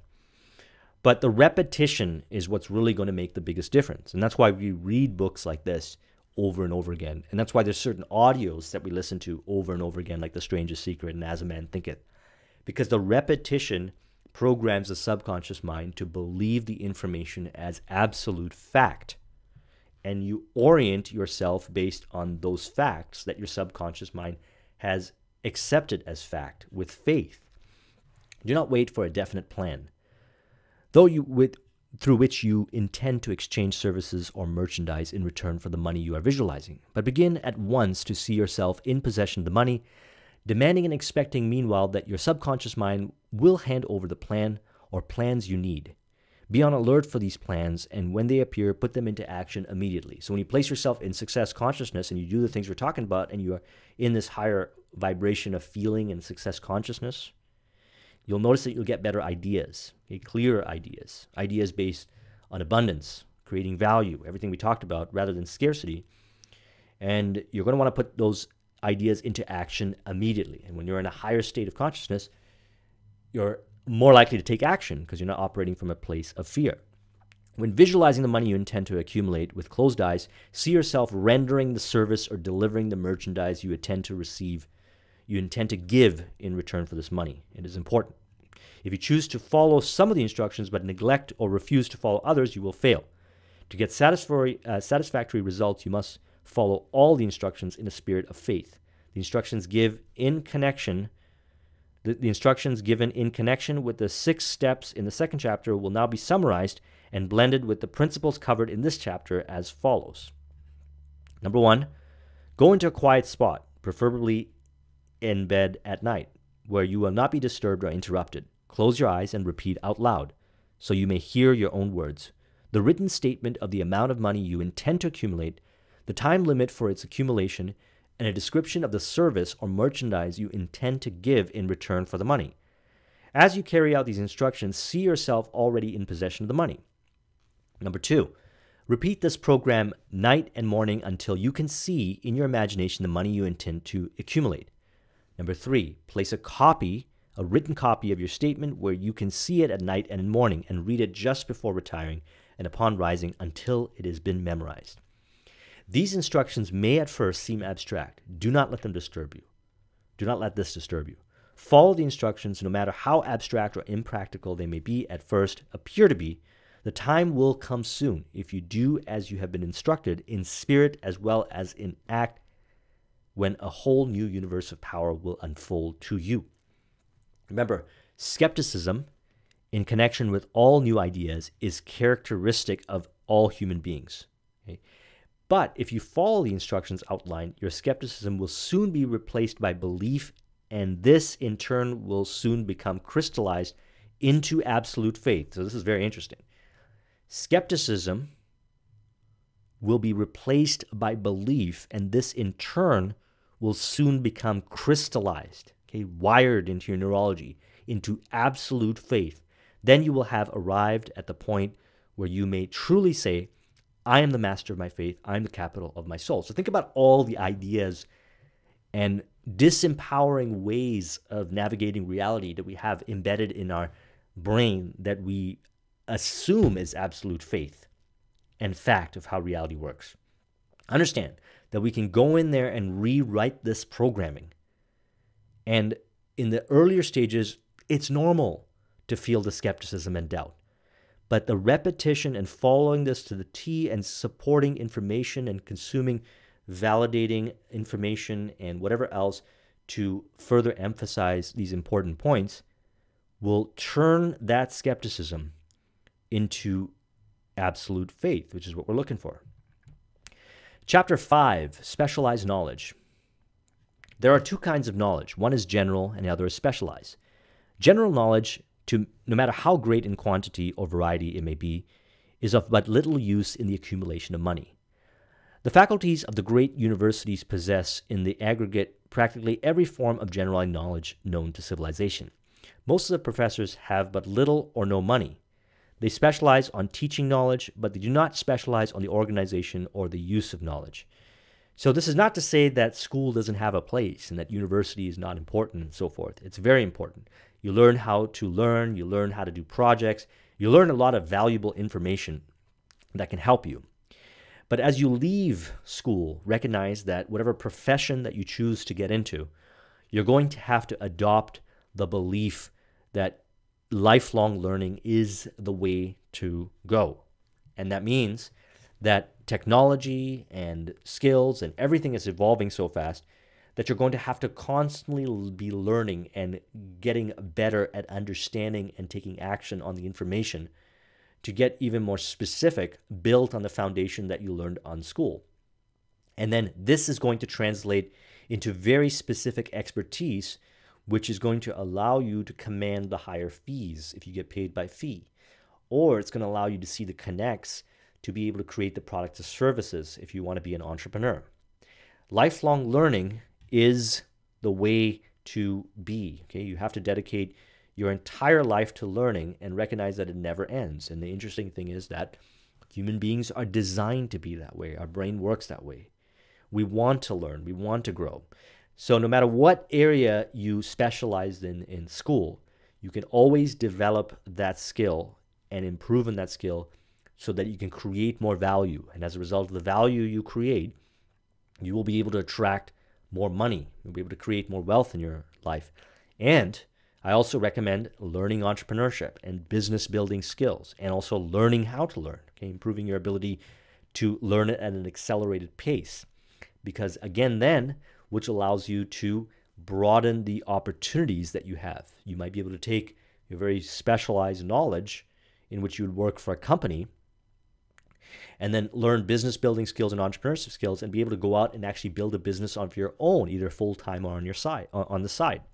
Which again, as you do that, will require more knowledge and learning, which is very, very good because it'll keep you stimulated, it'll keep you motivated, and it will keep your mind occupied with things that are worthwhile rather than information that is going to disempower you, that's going to cause you to complain and drift into different directions where you feel disempowered.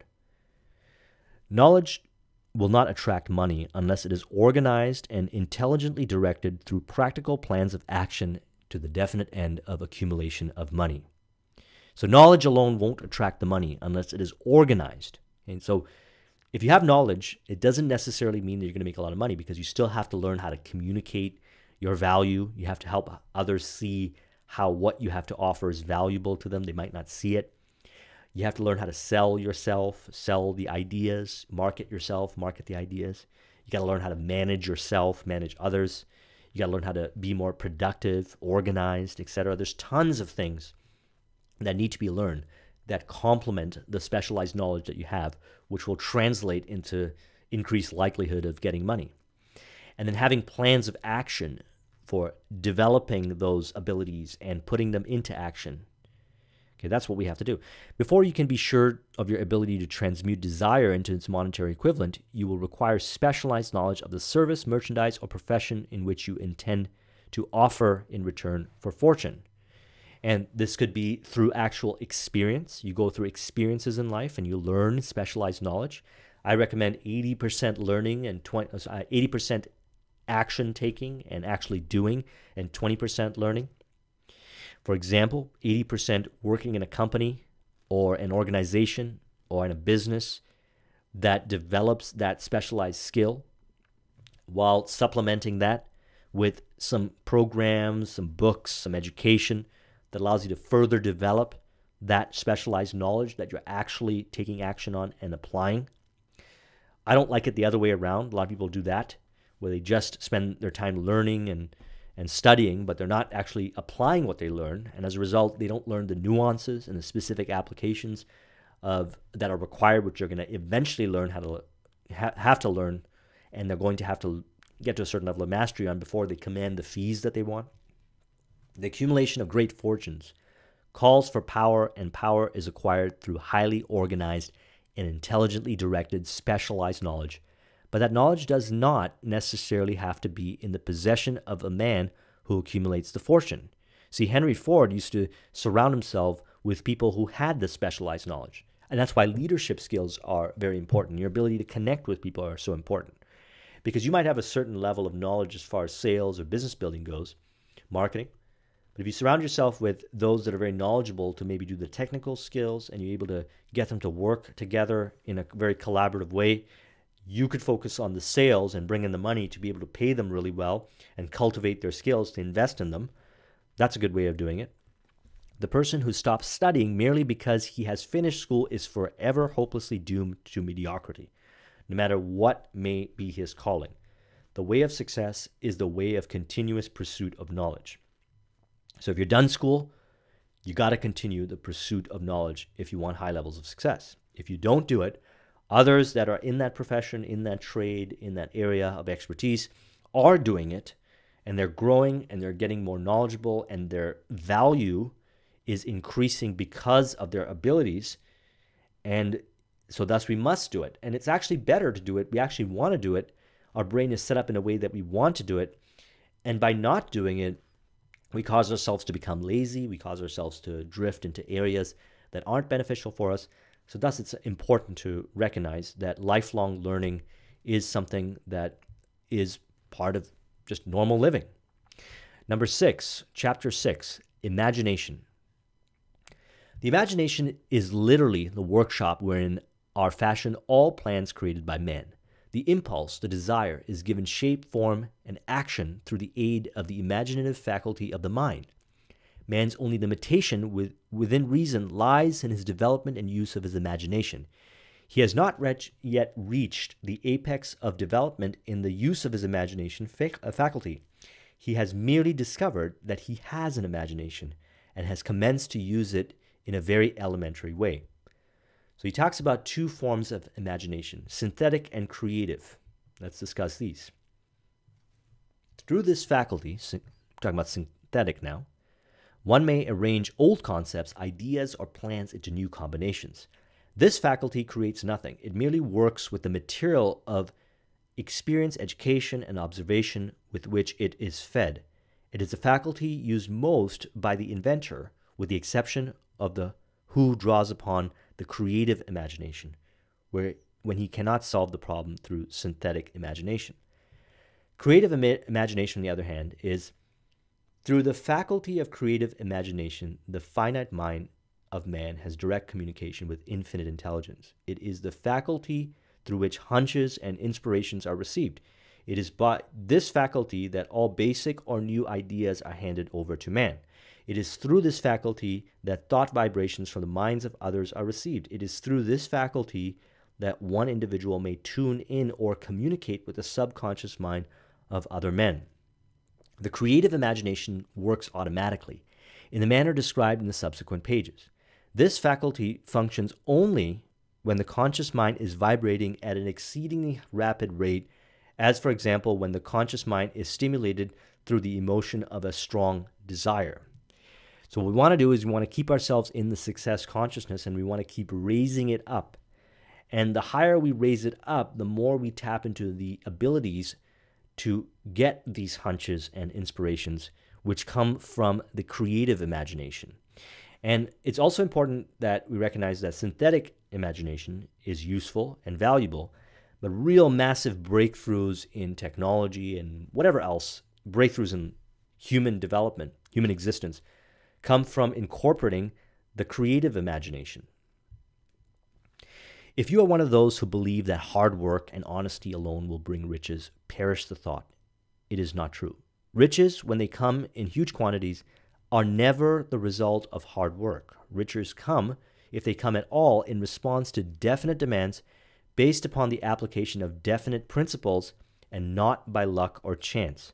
Generally speaking, an idea is an impulse of thought that impels action by an appeal to the imagination. All master salesmen know that ideas can be sold, whereas merchandise cannot. Ordinary salesmen do not know this, and this is why they're ordinary. There's a concept called perceived value. And perceived value can be interpreted as kind of lying, but that's not what I'm talking about here. Think of Apple. Think of different products and services that command a higher fee, and as a result have created rich organization and people and companies. Think of technology. Think of certain kinds of software, websites, etc., that really are nothing, okay? Just a bunch of code and whatnot, organized in a certain way, yes, to create something that wasn't there before that we now perceive as value. Think about that. And a lot of times these companies come up from nowhere, and they do this in a very rapid way. Part of it is because they're tapping into this ability. Part of it is that they're doing what we're talking about right here. It's not necessarily a result of hard work. A lot of these platforms and businesses were created as a result of a passion project. And I mentioned passion project in the last video, if you haven't seen it, the opportunity video by Eben Pagan. And it doesn't seem like hard work. Yeah, they're doing stuff, but it almost seems fun, and it's like a game. It's like something that they do, that they enjoy doing, and it brings them a lot of riches. Organized planning. If the first plan in which you adopt does not work successfully, replace it with a new plan. If this new plan fails to work, replace it in turn with still another, and so on, until you find a plan which does work. Right here is the point at which the majority of men meet with failure, because of their lack of persistence in creating new plans to take the place of those which fail. So we have to have persistence, and we have to do it with organized planning. The actions we take might not necessarily produce the results that we want, but it will give us objective data, will give us insights, will give us perspectives.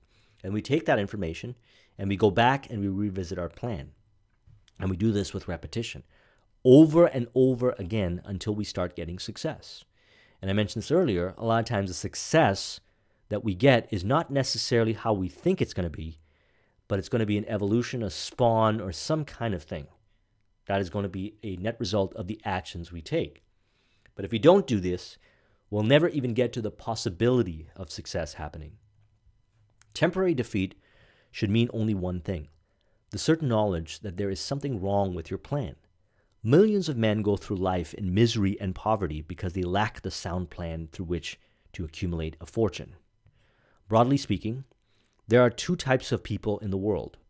One type is known as leaders and the other as followers. Decide at the outset whether you intend to become a leader in your chosen calling or remain a follower. The difference in compensation is vast. A follower cannot reasonably expect the compensation to which a leader is entitled, although many followers make the mistake of expecting such pay. So it's not a disgrace to be a follower. On the other hand, it is no credit to remain a follower.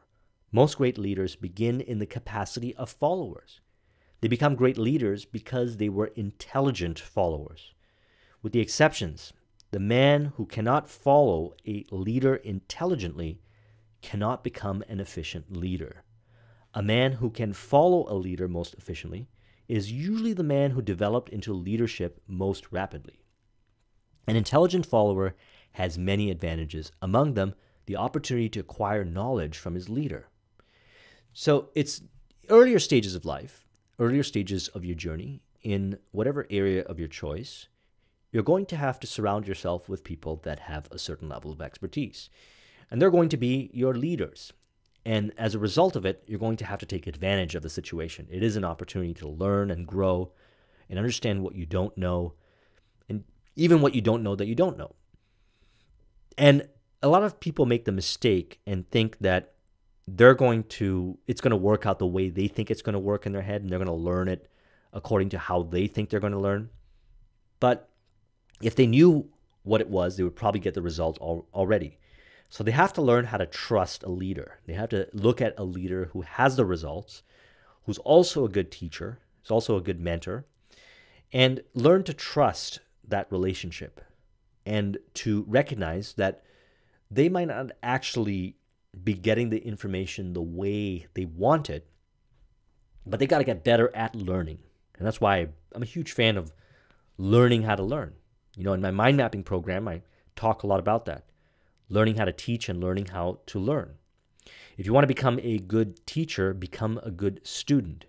If you want to become a good student, become a good teacher. Learn teaching models and learn how we learn, the different kinds of models related to that.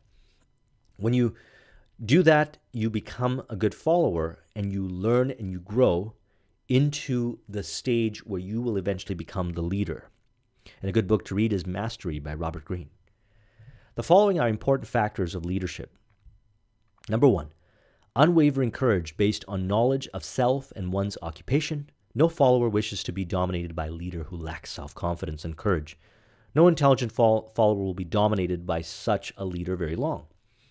So developing leadership skills is one of the most important things that we could do if we want to command a higher fee or if we want to create more wealth in our lives.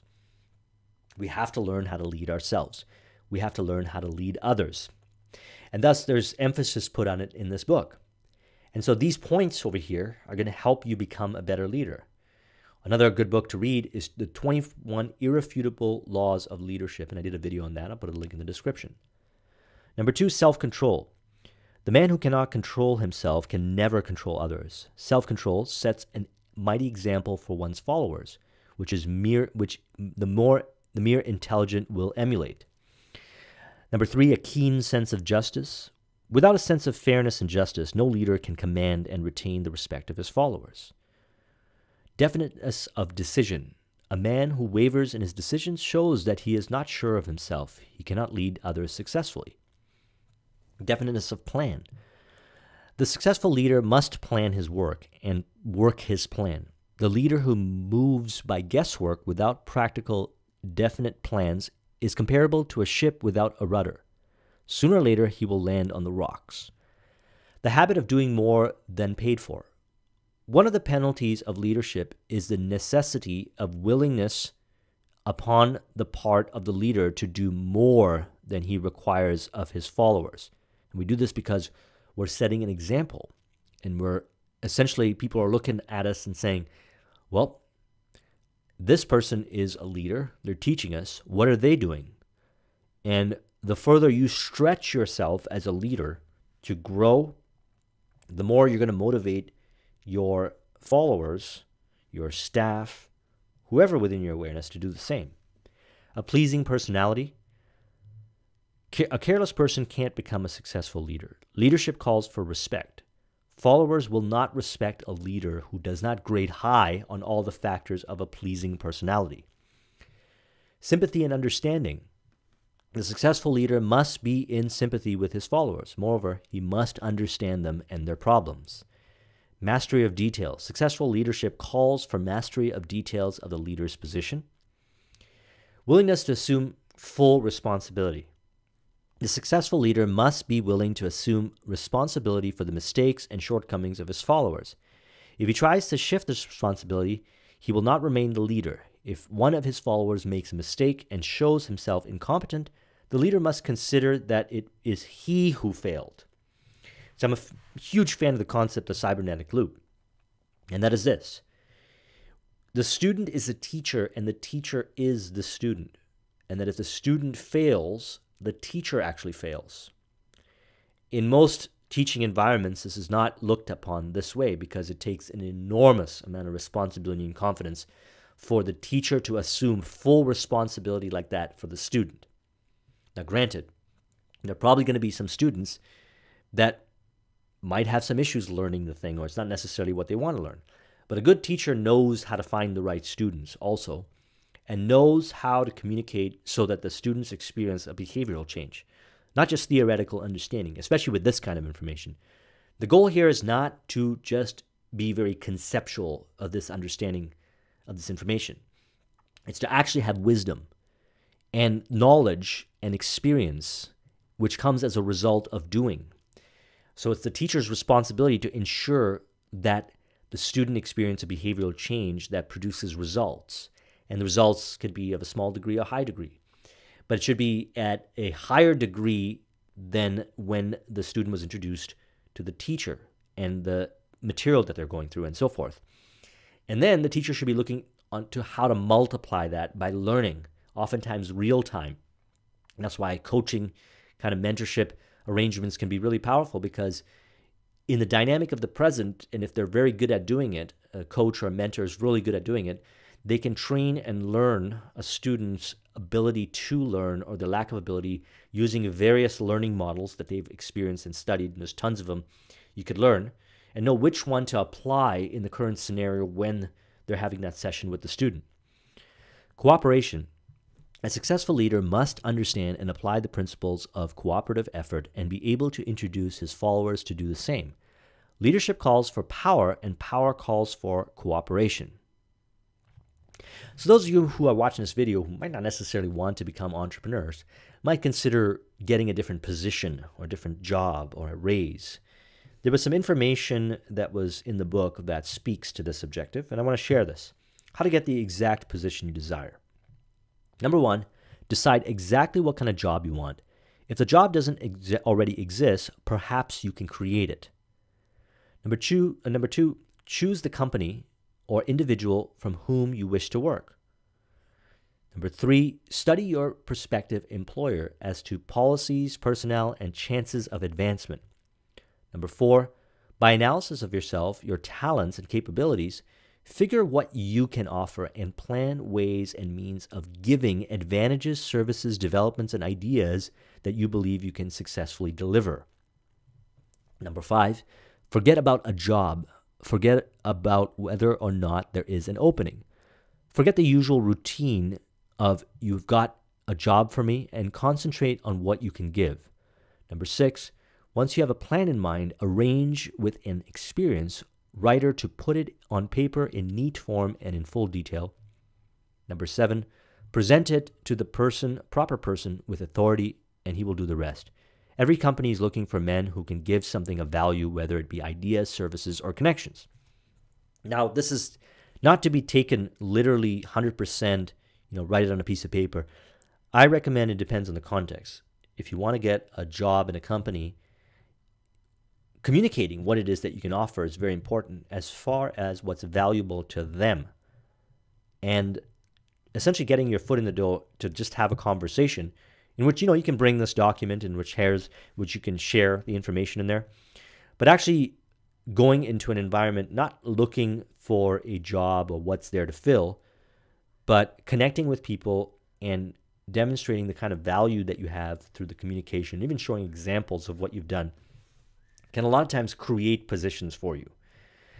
So rather than going in and handing in resumes and things like that, I actually recommend connecting with influential people or people in the industry that make decisions on hiring and figure out what it is that they're looking for and what they see as value, and learn how to create and develop the skills necessary to deliver upon that value and even add to that value and show that they might even consider, as an exception, creating a position which incorporates you. Remember the QQS formula, but do this, but do more. Apply it as a habit. So number 1, quality of service shall be constructed to mean the performance of every detail in connection with your position in the most efficient manner possible, with the object of greater efficiency always in mind.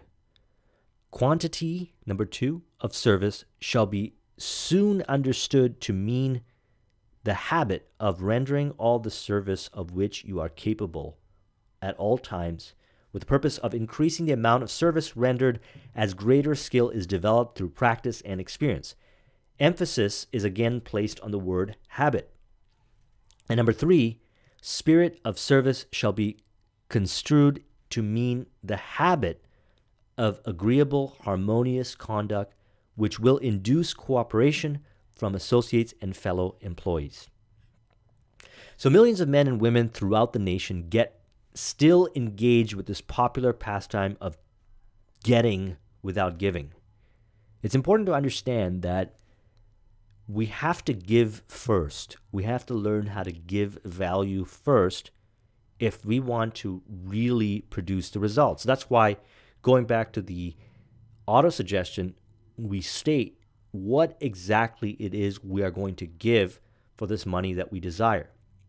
See, that's an exercise that goes beyond what a lot of people think about. They just think about, okay, this is how much money I want to make, and so forth. They never stretch themselves based on how reality works, that in order to get that money, they have to provide value, and they have to map out and understand what value is to the market that they serve. Value means to whoever it is that they're trying to get a job with, and so forth, to earn that kind of money. And they're never looking at how they can communicate that first. A lot of times they make the mistake and they say, here's what you should find valuable. Now, I get this a lot. I get some people that they just give me advice, and they think that the advice that they give me, I consider it to be valuable. And sometimes I don't implement this advice. Actually, a lot of times I don't. And they might just think, oh, well, I'm just being lazy or whatever, but they don't understand that there's different priorities in different areas that I'm interested in currently, and there's a lot of dynamics in play. And perhaps if they were to give me some advice or some kind of concrete way for me to focus on that particular area that I'm interested in and produce results, I would be more likely to do a business deal with them, etc. The fact that they don't communicate that to me is an indicator that they're not very good at understanding the needs and desires of a prospect and so forth, and they probably wouldn't be the best person to work with. And so we don't want to do that. And this is usually something we do in the beginning stages of our career because we don't really understand this. This is not something they teach very formally, but it's one of the most valuable skills. And the skill is to figure out what is valuable to the other person. If something is really valuable to the other person, a lot of times they'll buy it.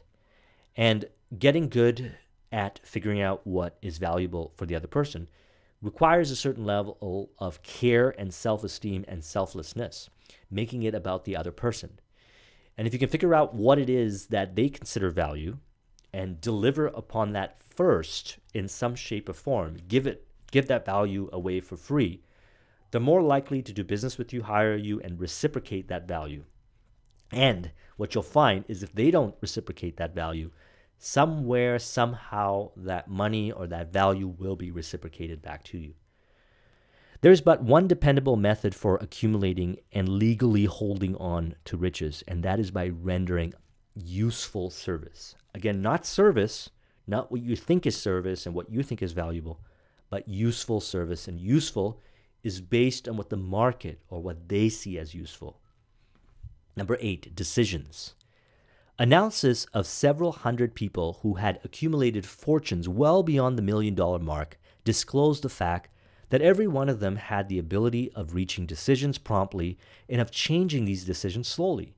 If and when they were changed, people who fail to accumulate money, without exception, have the habit of reaching decisions, if at all, very slowly and of changing these decisions quickly and often. So this is very interesting. Speed of implementation. So one of the things that I learned from Eben Pagan is probably the biggest thing I've ever learned from Eben, among the many things, is speed of implementation. Speed of implementation is as soon as you get an idea, you act upon it right away. You're not trying to be perfect. You realize that, hey, you're going to take action on this. It's probably not going to be perfect, but if you wait till it's perfect, it's actually never going to happen, because the only way to perfect something is to take action and see how the market or whatever responds to it and optimize and keep optimizing by taking action until you hit a certain level of what you call perfection. You can't come up with perfection unless you take action and see. So my biggest litmus test for myself on how much I want to do something, how much I want to grow, and my ability to generate the results is how fast I take action and create. And I recognize that I can always make it better, but my key priority is to take action as fast as possible. Procrastination is the opposite of decision, is a common enemy which practically every man must conquer. Okay, procrastination lowers our self-esteem, it lowers our self-confidence, it wastes time, and it does not demonstrate faith and a burning desire. It's a sign of lack of faith and lack of burning desire. So we have to train ourselves to be able to make decisions quickly. The majority of people who fail to accumulate money sufficient for their needs are generally easily influenced by the opinions of others. They permit the newspapers and gossiping neighbors to do their thinking for them. One of the reasons why people procrastinate is because they're looking around to see what everyone else is doing. They're gathering opinions and so forth, and they get a wide array of opinions and ideas that are contrarian and so forth. And this causes them to overthink and overanalyze and not take action based on speed of implementation. And as a result, they move on to something else, and they take very few actions in their lifetime.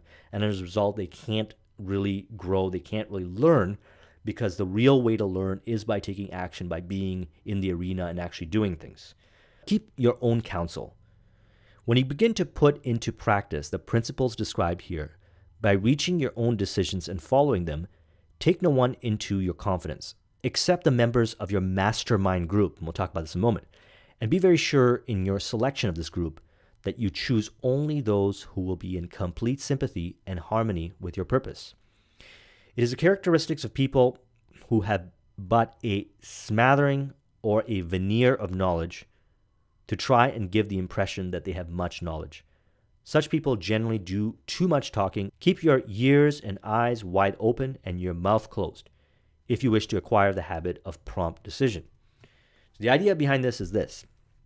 Unless there's an objective reason for you to communicate, if you're doing a presentation, if it's to create value or so forth, and move something forward, we don't necessarily need to do it. Most of the time, we have to invest in listening, learning, growing, being in the presence of people that are great at teaching, that are great at sharing their experiences, that can learn how you learn and be able to communicate in a way that will maximize your behavioral change through the words that they have, the stories that they have, the experiences, and exactly what they're teaching you. But if you keep talking, you're never going to give them a chance to be able to communicate that. A lot of times, our need to talk when we're in conversations with people comes from a place of seeking approval and validation. We want others to think we're cool. That's not what we're doing in any of these things. That has nothing to do with thinking and growing rich. Okay, because if you follow that, you're actually trying to give in to one of the fears, which is fear of criticism. In other words, thinking that, look, if I talk a lot and I show how cool I am, people will not criticize me. They'll actually think I'm a valuable person and so forth. The value of decisions depends upon the courage required to render them. The great decisions which served as the foundation of civilization were reached by assuming great risks, often meant the possibility of death. Okay, assuming great risks. We're afraid to make decisions a lot of times because of the risk. But everything has a certain degree of risk. Nothing is absolute. And while it's important to take calculated risks, it's also important to develop our ability to take rapid decisions or make rapid decisions that involve risk. Both needs to be developed at the same time. Those who reach decisions promptly and definitely know what they want and generally get it. The leaders in every walk of life decide quickly and firmly. This is the major reason why they are leaders. The world has a habit of making room for the man whose words and actions shows that he knows where he's going. Indecision is a habit which usually begins in youth. The habit takes on permanency as the youth goes through graded school, high school, and even through college without definiteness of purpose. So we recognize that indecision is something that we've been cultivating unintentionally and programming into our subconscious mind, and we need to change that. That's a very important point that we need to work on. Let's talk about persistence, chapter 9. Persistence. Persistence is an essential factor in the procedure for transmuting desire into its monetary equivalent. The basis of persistence is the power of will. Willpower and desire, when promptly combined, make an irresistible pair. Men who accumulate great fortunes are generally known as cold-blooded and sometimes ruthless. Often, they are misunderstood. What they have is willpower, which they mix with persistence and place back of their desires to ensure the attainment of their objectives. The majority of people who are ready to throw their aims and purposes overboard and give up at the first sign of opposition or misfortune, a few carry on despite all opposition until they've attained their goal. So we want to develop persistence. Persistence is something that is fueled by the burning desire. If you've got the burning desire and you're willing to cut out all the other options until the attainment of your burning desire, then you're going to have a lot more persistence. And persistence is also developed like a muscle. When you fail, you get back up, you persist, you take action again and again and again. If you get rejected and you fail, you fall down, you analyze your behaviors, your stimulus, how you got a response from the environment or whatever, what that means, you optimize, and you take action right away, speed of implementation. You go back in, and you do that over and over again, and that's how you develop persistence. Poverty is attracted to the one whose mind is favorable to it, as money is attracted to him whose mind has been deliberately prepared to attract to it, and through the same laws. Poverty consciousness will voluntarily seize the mind which is not occupied with the money consciousness. So interestingly enough, it will voluntarily seize the mind if you're not occupying with the money consciousness. If you're not incorporating success consciousness, principles and practices every day, and you're leaving yourself open, your mind will be influenced by failure consciousness. So we cannot be lazy with this. We've got to practice persistence in cultivating our mind towards success consciousness. Those who can take it are bountifully rewarded. Okay, take it. Bountifully rewarded for their presence. They receive as their compensation whatever their goal they are pursuing. That is not all. They receive something infinitely more important than material compensation. The knowledge that every failure brings with it the seed of an equivalent advantage. Persistence is a state of mind. Therefore, it can be cultivated, like all states of mind. Persistence is based upon definite causes among these. So let's talk about them. Number 1, definiteness of purpose. Knowing what one wants is the first and perhaps the most important step towards the development of persistence. A strong motive forces one to surmount many difficulties. Number 2, desire. It is comparatively easy to acquire and to maintain persistence in pursuing the object of intense desire. Number 3, self-reliance.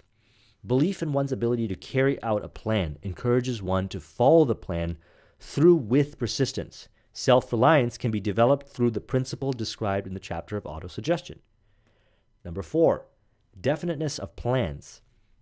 Organized plans, even though they may be weak and entirely impractical, encourage persistence. You got to have some plan. You got to be doing something and doing it, okay? Constantly doing it. Number 5, accurate knowledge.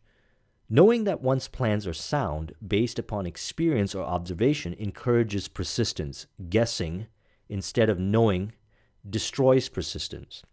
So the more actions you take, the more knowledge you acquire, and the more knowledge you acquire, the more organized your plans will be based on experience and observation. Number 6, cooperation. Sympathy, understanding, and harmonious cooperation with others tend to develop persistence. Number 7, willpower. The habit of concentrating one's thoughts upon the building of plans for the attainment of definite purpose leads to persistence. And habit. Number 8, persistence is the direct result of habit.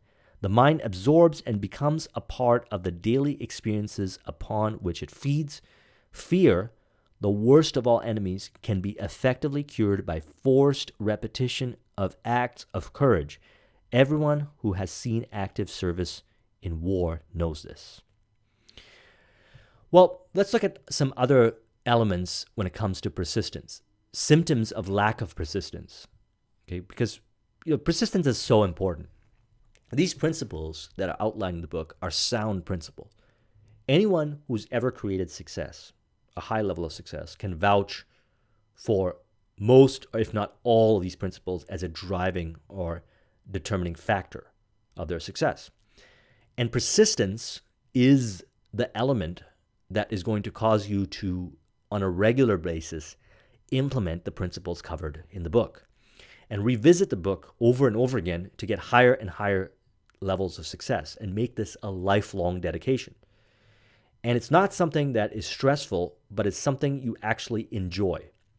But if you lack persistence, here are some symptoms. Failure to recognize and clearly define exactly what one wants. Procrastination with or without cause. Lack of interest in acquiring specialized knowledge. Indecision, the habit of passing the buck on all occasions instead of facing issues squarely. The habit of relying upon alibis instead of creating definite plans for the solution of the problem. Self-satisfaction. There is but little remedy for this affliction and no hope for those who suffer from it. Indifference, usually reflected in one's readiness to compromise on all occasions rather than meet opposition and fight it. The habit of blaming others for one's mistakes and accepting unfavorable circumstances as being avoidable. Weakness of desire due to the neglect and choice of motives that impel action. Willingness, even eagerness to quit at the first sign of defeat. Lack of organized plans placed in writing where they may be analyzed. The habit of neglecting to move on ideas or to grasp opportunity when it presents itself. Wishing instead of willing. The habit of compromising with poverty instead of aiming at riches. General absence of ambition to be, to do, and to own. Searching for all the shortcuts to riches, trying to get without giving a fair equivalent, usually reflected in the habit of gambling, endeavoring to drive sharp bargains. And finally, the fear of criticism. Failure to create plans and to put them into action because of what other people think, do, or say. This enemy belongs at the head of the list because it generally exists in one's subconscious mind, where its presence is not recognized. And we're going to talk about the fears later when we get into that chapter. Let's talk about how to develop persistence. Okay? This is how we do it. A definite purpose backed by the burning desire, definite plan expressed in continuous action, a mind closed tightly against all negative and discouraging influences, including negative suggestions of relatives, friends, and acquaintances, and a friendly alliance with one or more persons who will encourage one to follow through with both plan and purpose. Now we're going to talk about the mastermind. The mastermind may be defined as coordination of knowledge and effort in a spirit of harmony between two or more people for the attainment of a definite purpose. Okay, so we're looking to connect with others and coordinate with them in the spirit of mutual benefit and value, what value is to each other. And we got to be clear on that. In the spirit of harmony, two or more people for the attainment of a definite purpose, okay, a collective purpose. Now, each person can grow in their specific areas, and there's a collective purpose. And this is orchestrated, maestroed, organized, and it ensures that everybody is leveling up. And the leveling up is constantly being tested and analyzed and observed. And we're looking for strengths, weaknesses, and areas we need to improve on in coordination and in harmony. The psychic phase of the mastermind principle is much more abstract, but much more difficult to comprehend because it references to the spiritual forces with which the human race as a whole is not well acquainted. You may catch a significant suggestion from the statement. No two minds ever come together without thereby creating a third, invisible, intangible force, which may be likened to a third mind.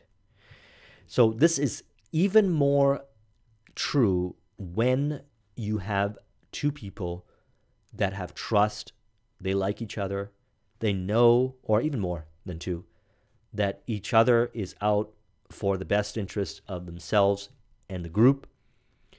They're not doing it because of, groupthink in the sense, this is not, we're not talking about groupthink here, where it's like a political structure that's formed so that everybody can have a certain baseline of lack of tension, etc. There is a moving forward instead. And when all parties feel the growth and they're all in sync, they start to notice that they create ideas, inspirations, ways of doing things that only come as the collaboration is experienced through the mastermind. Number 11, chapter 11, the mystery of sex transmutation. The meaning of the word transmute is, in simple language, the changing or transferring of one element of form of energy into another. The emotion of sex brings into being a state of mind. Because of ignorance on the subject, the state of mind is generally associated with the physical, and because of improper influences to which most people have been subjected in acquiring knowledge of sex, these things essentially physical have highly biased the mind. So think about that for a moment. Look at reality that we live in right now. Look at the media, look at information, and look at what a lot of people are doing and how they see this powerful emotion. Okay? They see it as a way to express through physical outlets. What they don't understand is that sex transmutation is as simple and easily explained is by means of switching the mind from thoughts of a physical expression to thoughts of some other nature. You can actually take the sexual desire that a person has, which is oftentimes the most powerful of human desires, and when driven by this desire, men and women develop keenness of imagination, courage, willpower, persistence, and creative ability unknown to them at other times. So strong and impelling is the desire for sexual contact that men freely run the risk of life and reputation to indulge in it. When harnessed, however, and redirected along other lines, this motivating force maintains all of its attributes of keenness of imagination, courage, etc., which may be used as powerful creative forces in literature, art, or in any other profession or calling, including, of course, the accumulation of riches. So it's to take energy that you're experiencing, in this case, sexual energy, and working to cultivate and transmute it towards creative outlets. You'll find that when you have a high buildup of this energy, that you'll actually be more driven, you will be more motivated, you are more likely to take action. And recognizing that maybe you're doing all these things to actually get the physical expression is part of it, but what we can do is essentially, in a way you can say, trick the mind to use this energy to create a lot of things, and do it for the purpose of, and not to say that the physical expression is wrong or anything like that. Definitely there's a time and place for that, but we're talking about how to work with the abundance of this energy that we have so we can actually use it for creative outlets. The transmutation of sex energy calls for the exercise of willpower, to be sure, but the reward is worth the effort. The desire for sexual expression is inborn and natural. The desire cannot and should not be submerged or eliminated, but it should be given an outlet through forms of expression which enrich the body, mind, and spirit of man. If not given this form of outlet through transmutation, it will seek outlets through purely physical channels. And what you'll find is a lot of times when you seek outlets through purely physical channels, you'll waste a lot of time and you'll do a whole bunch of things that will take you away from your chief aim, and as a result will actually even set you back and make you feel frustrated and so forth. A sex madman is not essentially different than a dope madman. Both have lost control over their faculties of reason and willpower.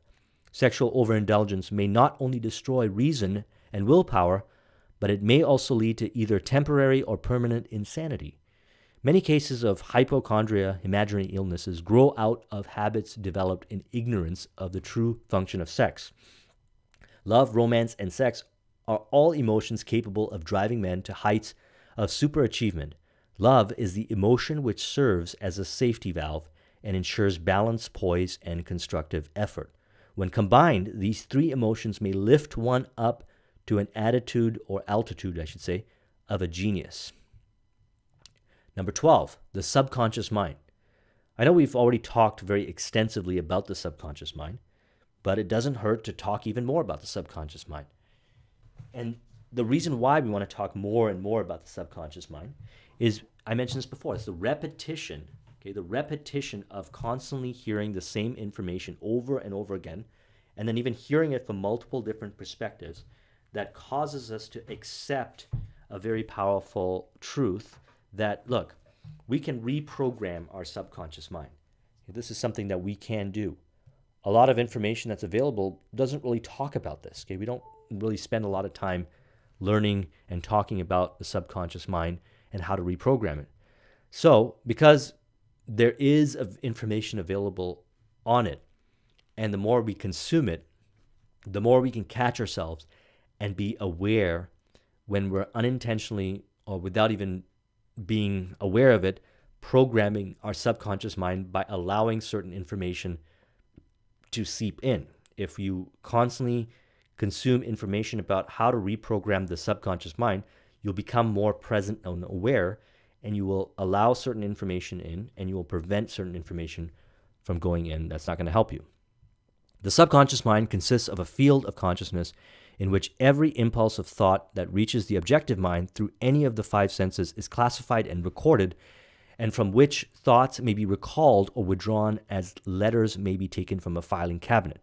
It receives and files sense impressions or thoughts regardless of their nature. You may voluntarily plant in your subconscious mind any plan, thought, or purpose which you desire to translate into its physical or monetary equivalent. The subconscious mind acts first on the dominating desires which have been mixed with emotion feelings such as faith. The subconscious mind works day and night. Through a method of procedure unknown to man, the subconscious mind draws upon the forces of infinite intelligence for the power with which it voluntarily transmutes one's desires into their physical equivalent, making use always of the most practical media by which this end may be accomplished. After you've accepted as a reality the existence of the subconscious mind and understand its possibilities as a medium for transmuting your desires into their physical or monetary equivalent, you will comprehend the full significance of the instructions given in the chapter of desire.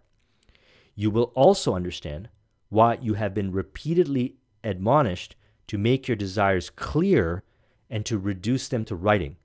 You will also understand the necessity of persistence in carrying out the instructions. The subconscious mind will not remain idle. If you fail to plant desires in your subconscious mind, it will feed upon the thoughts which reach it as a result of your neglect. Your subconscious mind is more susceptible to influence by impulses of thought mixed with feeling or emotion than by those originating solely in the reasoning portion of the mind. In fact, there is so much evidence to support the theory that only emotionalized thoughts have any action influence upon the subconscious mind. So let's talk about the 7 major positive emotions, because we want to use these emotions to facilitate programming the subconscious mind. It's through these emotions, when combined with thoughts and ideas and the things that we're thinking about, that will program the subconscious mind. Notice that there is positive ones and negative ones. So negative ones will do it also, but we want to avoid it because it creates issues when we associate it with certain thoughts. So 7 major positive emotions: desire, faith, sex, enthusiasm, hope, and romance. And to be avoided: fear, jealousy, hatred, revenge, greed, superstition, and anger. Now let's look at these negative ones, because a lot of times when we think about what we want, we might find ourselves attaching some of these emotions.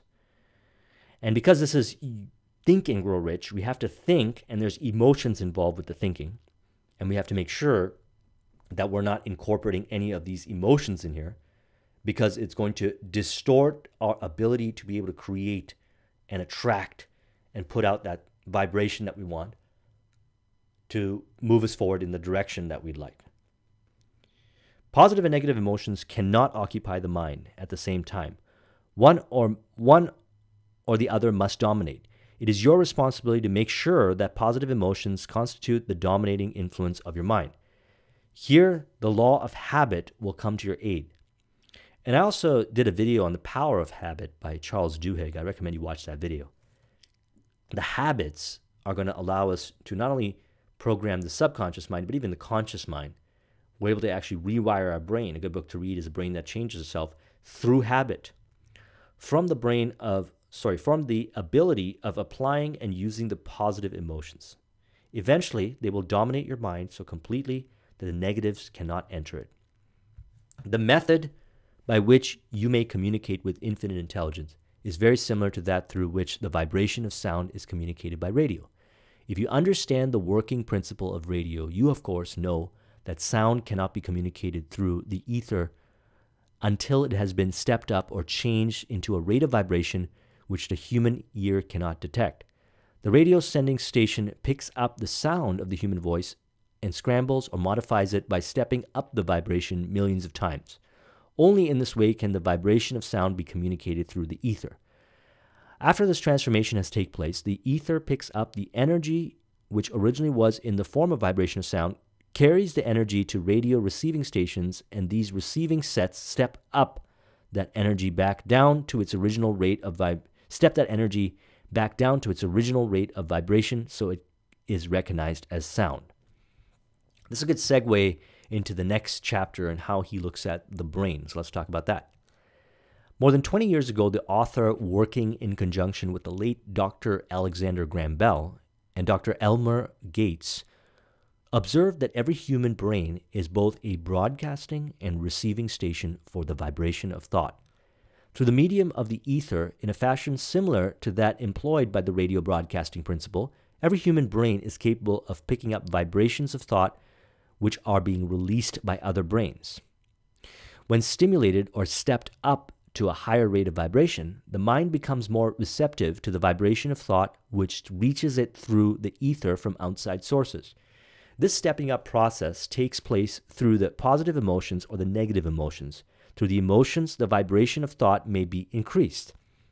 Vibrations of an exceedingly high rate are the only vibrations picked up and carried by the ether from one brain to another. Thought is the energy traveling at an exceedingly high rate of vibration. Thought, which has been modified or stepped up by any of the major emotions, vibrates at a much higher rate than ordinary thought. And it is this type of thought which passes from one brain to another through the broadcasting machinery of the human brain. The subconscious mind is the sending station for the brain through which vibrations of thoughts are broadcast. The creative imagination is the receiving set through which the vibrations of thoughts are picked up from the ether. Sometimes men speak lightly of the intangibles, the things which they cannot perceive through any of their five senses. And when we hear them, it should remind us that all of us are controlled by forces which are unseen and tangible. So we don't really have a concrete understanding of how reality works. And there are many different metaphysical models and elements as far as spirituality that are misunderstood or not really worked with. And this information that's contained within the book, when he talks about vibration, the brain, the ether, and so forth, infinite intelligence, may not even be real. Like, we don't even know if that's actually true. It's really something that people experience, and many spiritual texts talk about this from many different perspectives, these elements. But one thing that we do know is that when you're in a certain consciousness, way of thinking, way of looking at reality, things look differently. And we get ideas, we get inspirations. And a lot of times, and I'll speak from my own personal experience, I don't know where these things, these ideas and so forth come from. This model that he's put together here is a good model for understanding and making sense of it. It's metaphysical. So essentially, understanding metaphysical, and it requires creating conceptual models that we can kind of visualize in our mind. And it's not physically real.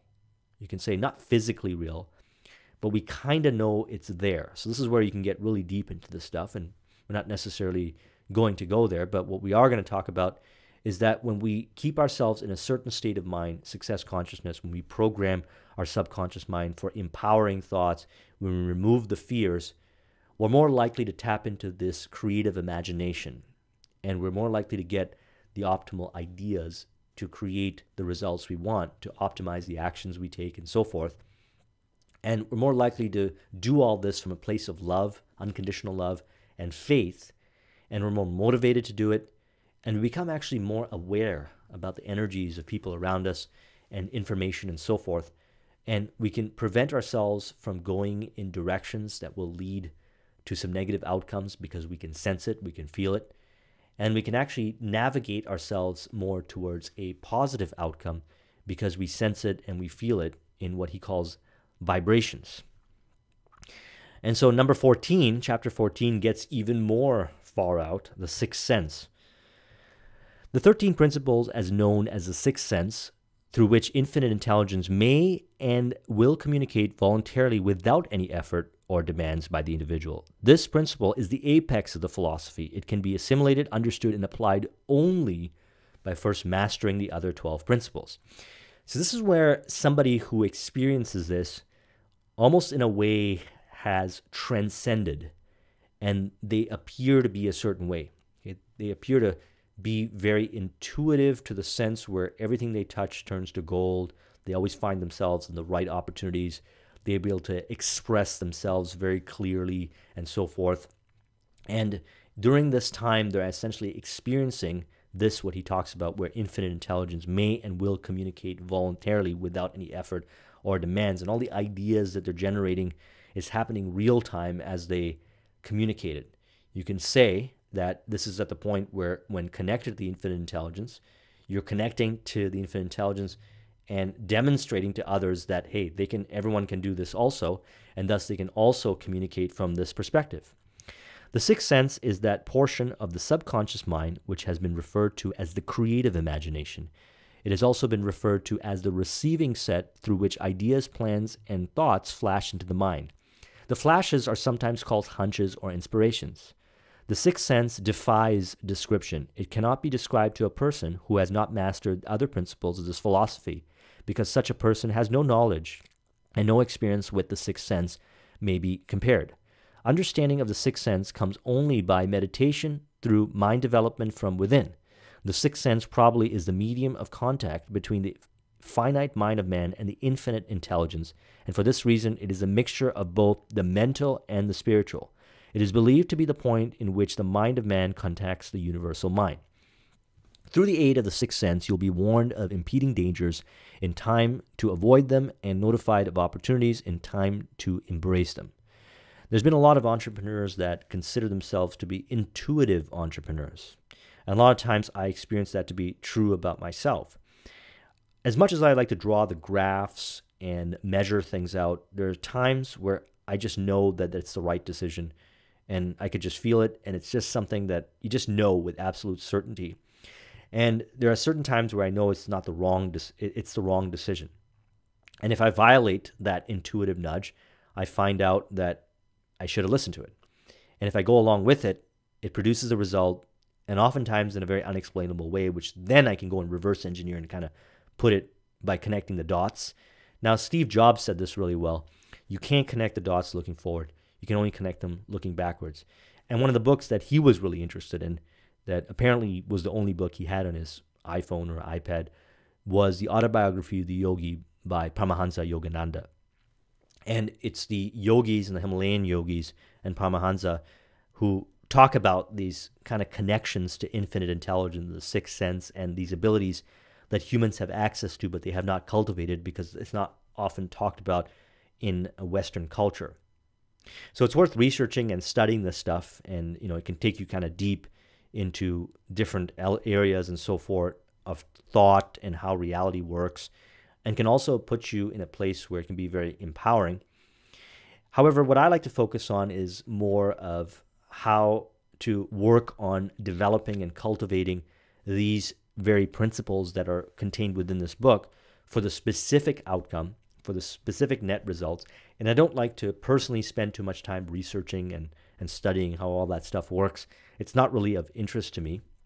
But I do know this, that I do tap into some of these abilities that fall under these categories that are being described here. And while I do not try to investigate so far how they work, I do notice that we all have access to it. And it's not as weird as it sounds. Once you've been practicing the principles, you'll know what I'm talking about. You can just be associated. And, even CEOs, I believe, or certain people in business who aren't necessarily studying all this stuff about the sixth sense and what the Himalayan yogis can do and so forth, actually have these abilities, and they do it, and they don't really talk about it or really understand how it works. But what you do find is that they're practicing every principle that we talked about in his book, and that's why he says that you can only really understand this material after you've implemented to a high degree what you learned in this book. The sixth sense is not something that one can take off and put on at will. The ability to use this great power comes slowly through application of the other principles outlined in this book. Seldom does any individual come into a workable knowledge of the sixth sense before the age of 40. More often, the knowledge is not available until one is well past 50, and this for the reason that the spiritual forces with which the sixth sense is so closely related do not mature and become usable except through years of meditation, self-examination, and serious thought. And so now we reach the final chapter, which is how to outwit the 6 ghosts of fear, which is a very important element of this book, because essentially we want to be driven from abundance and empowerment and persistence in that direction, and recognize that the fears show up. There's many fears that show up that hinder our progress. We're going to talk about this. And by working to overcome these fears, we can better program our subconscious mind. We can better understand why we do what we do and why we think what we think. And we can better organize our thinking so that it's in alignment with creating the riches, whether it be financial wealth or whatever kind of results you want in your life. Before you can put any portion of this philosophy into successful use, your mind must be prepared to receive it. The preparation is not difficult. It begins with study, analysis, and understanding of the 3 enemies which you shall have to clear out. These are indecision, doubt, and fear. Okay, so we're going to talk about fear now. The sixth sense, in reference to the last chapter, will never function while these 3 negatives or any of them remain in your mind. Okay? The members of this unholy trio are closely related. Where one is found, the other 2 are close at hand. Indecision is the seedling of fear. Okay? Indecision is the seedling of fear. Remember this as you read. Indecision crystallizes into doubt. The 2 blend and become fear. What are the 6 basic fears? First, you got fear of poverty, fear of criticism, fear of ill health, fear of loss of love or someone, fear of old age, and fear of death. Now think about these particular fears and recognize the stories you tell yourself that actually cause you to embrace these fears. And remember right now that this is Think and Grow Rich, and you can change your way of thinking. You can reprogram your subconscious mind. And so it is really valuable, and this is something that I put a lot of effort and work on in my life, to create auto-suggestions, affirmations, exercises, etc., and experiences and consumption of certain information and so forth while avoiding others, to overcome these fears. And what I find is that the more I overcome these fears to a greater degree, and they still show up for me in certain areas, but the more I overcome them, the more I act with confidence, the more results I get, the more I'm able to explore and actually do things that one time I wasn't able to do because I was afraid of whatever reason, poverty, criticism, so forth, and thus have amazing life experiences. The higher I could raise the bar, every time I achieve a goal, I raise the bar higher because I realize I have far more capacity. It's amazing how many things you could do when you overcome these fears. Fears are nothing more than a state of mind. One's state of mind is subject to control and direction. Man can create nothing which he does not first conceive in the form of an impulse of thought. Following this statement comes another of still greater importance, namely, man's thought impulses begin to translate themselves into their physical equivalent whenever those thoughts are voluntary or involuntary. So there's a section here called the Devil's Workshop. I want to talk about this because it's a very important point. And I think this is built and was the prerequisite, not prerequisite, but the very related discussion was continued in Outwitting the Devil, which is a discussion that I did, and I recommend you watch that video. Also by Napoleon Hill. I'll put a link in the description. In addition to the 6 basic fears, there is another evil by which people suffer. It constitutes a rich soil in which seeds of failure grow abundantly. It is so subtle that its presence often is not detected. This affliction cannot properly be classed as a fear. It is more deeply seated and more often fatal than all of the 6 fears. For want of a better name, let us call this evil susceptibility to negative influences. Men who accumulate great riches always protect themselves against this evil, susceptibility to negative influences. Taking an inventory of your life and seeing where you're being negatively influenced is a starting point and an ongoing journey of reprogramming your subconscious mind and protecting yourself and recalibrating towards success. To protect yourself against negative influences, here are some points. To protect yourself against negative influences, whether of your own making or the result of the activities of negative people around you, recognize that you have a willpower and put it into constant use until it builds a wall of immunity against negative influences in your own mind.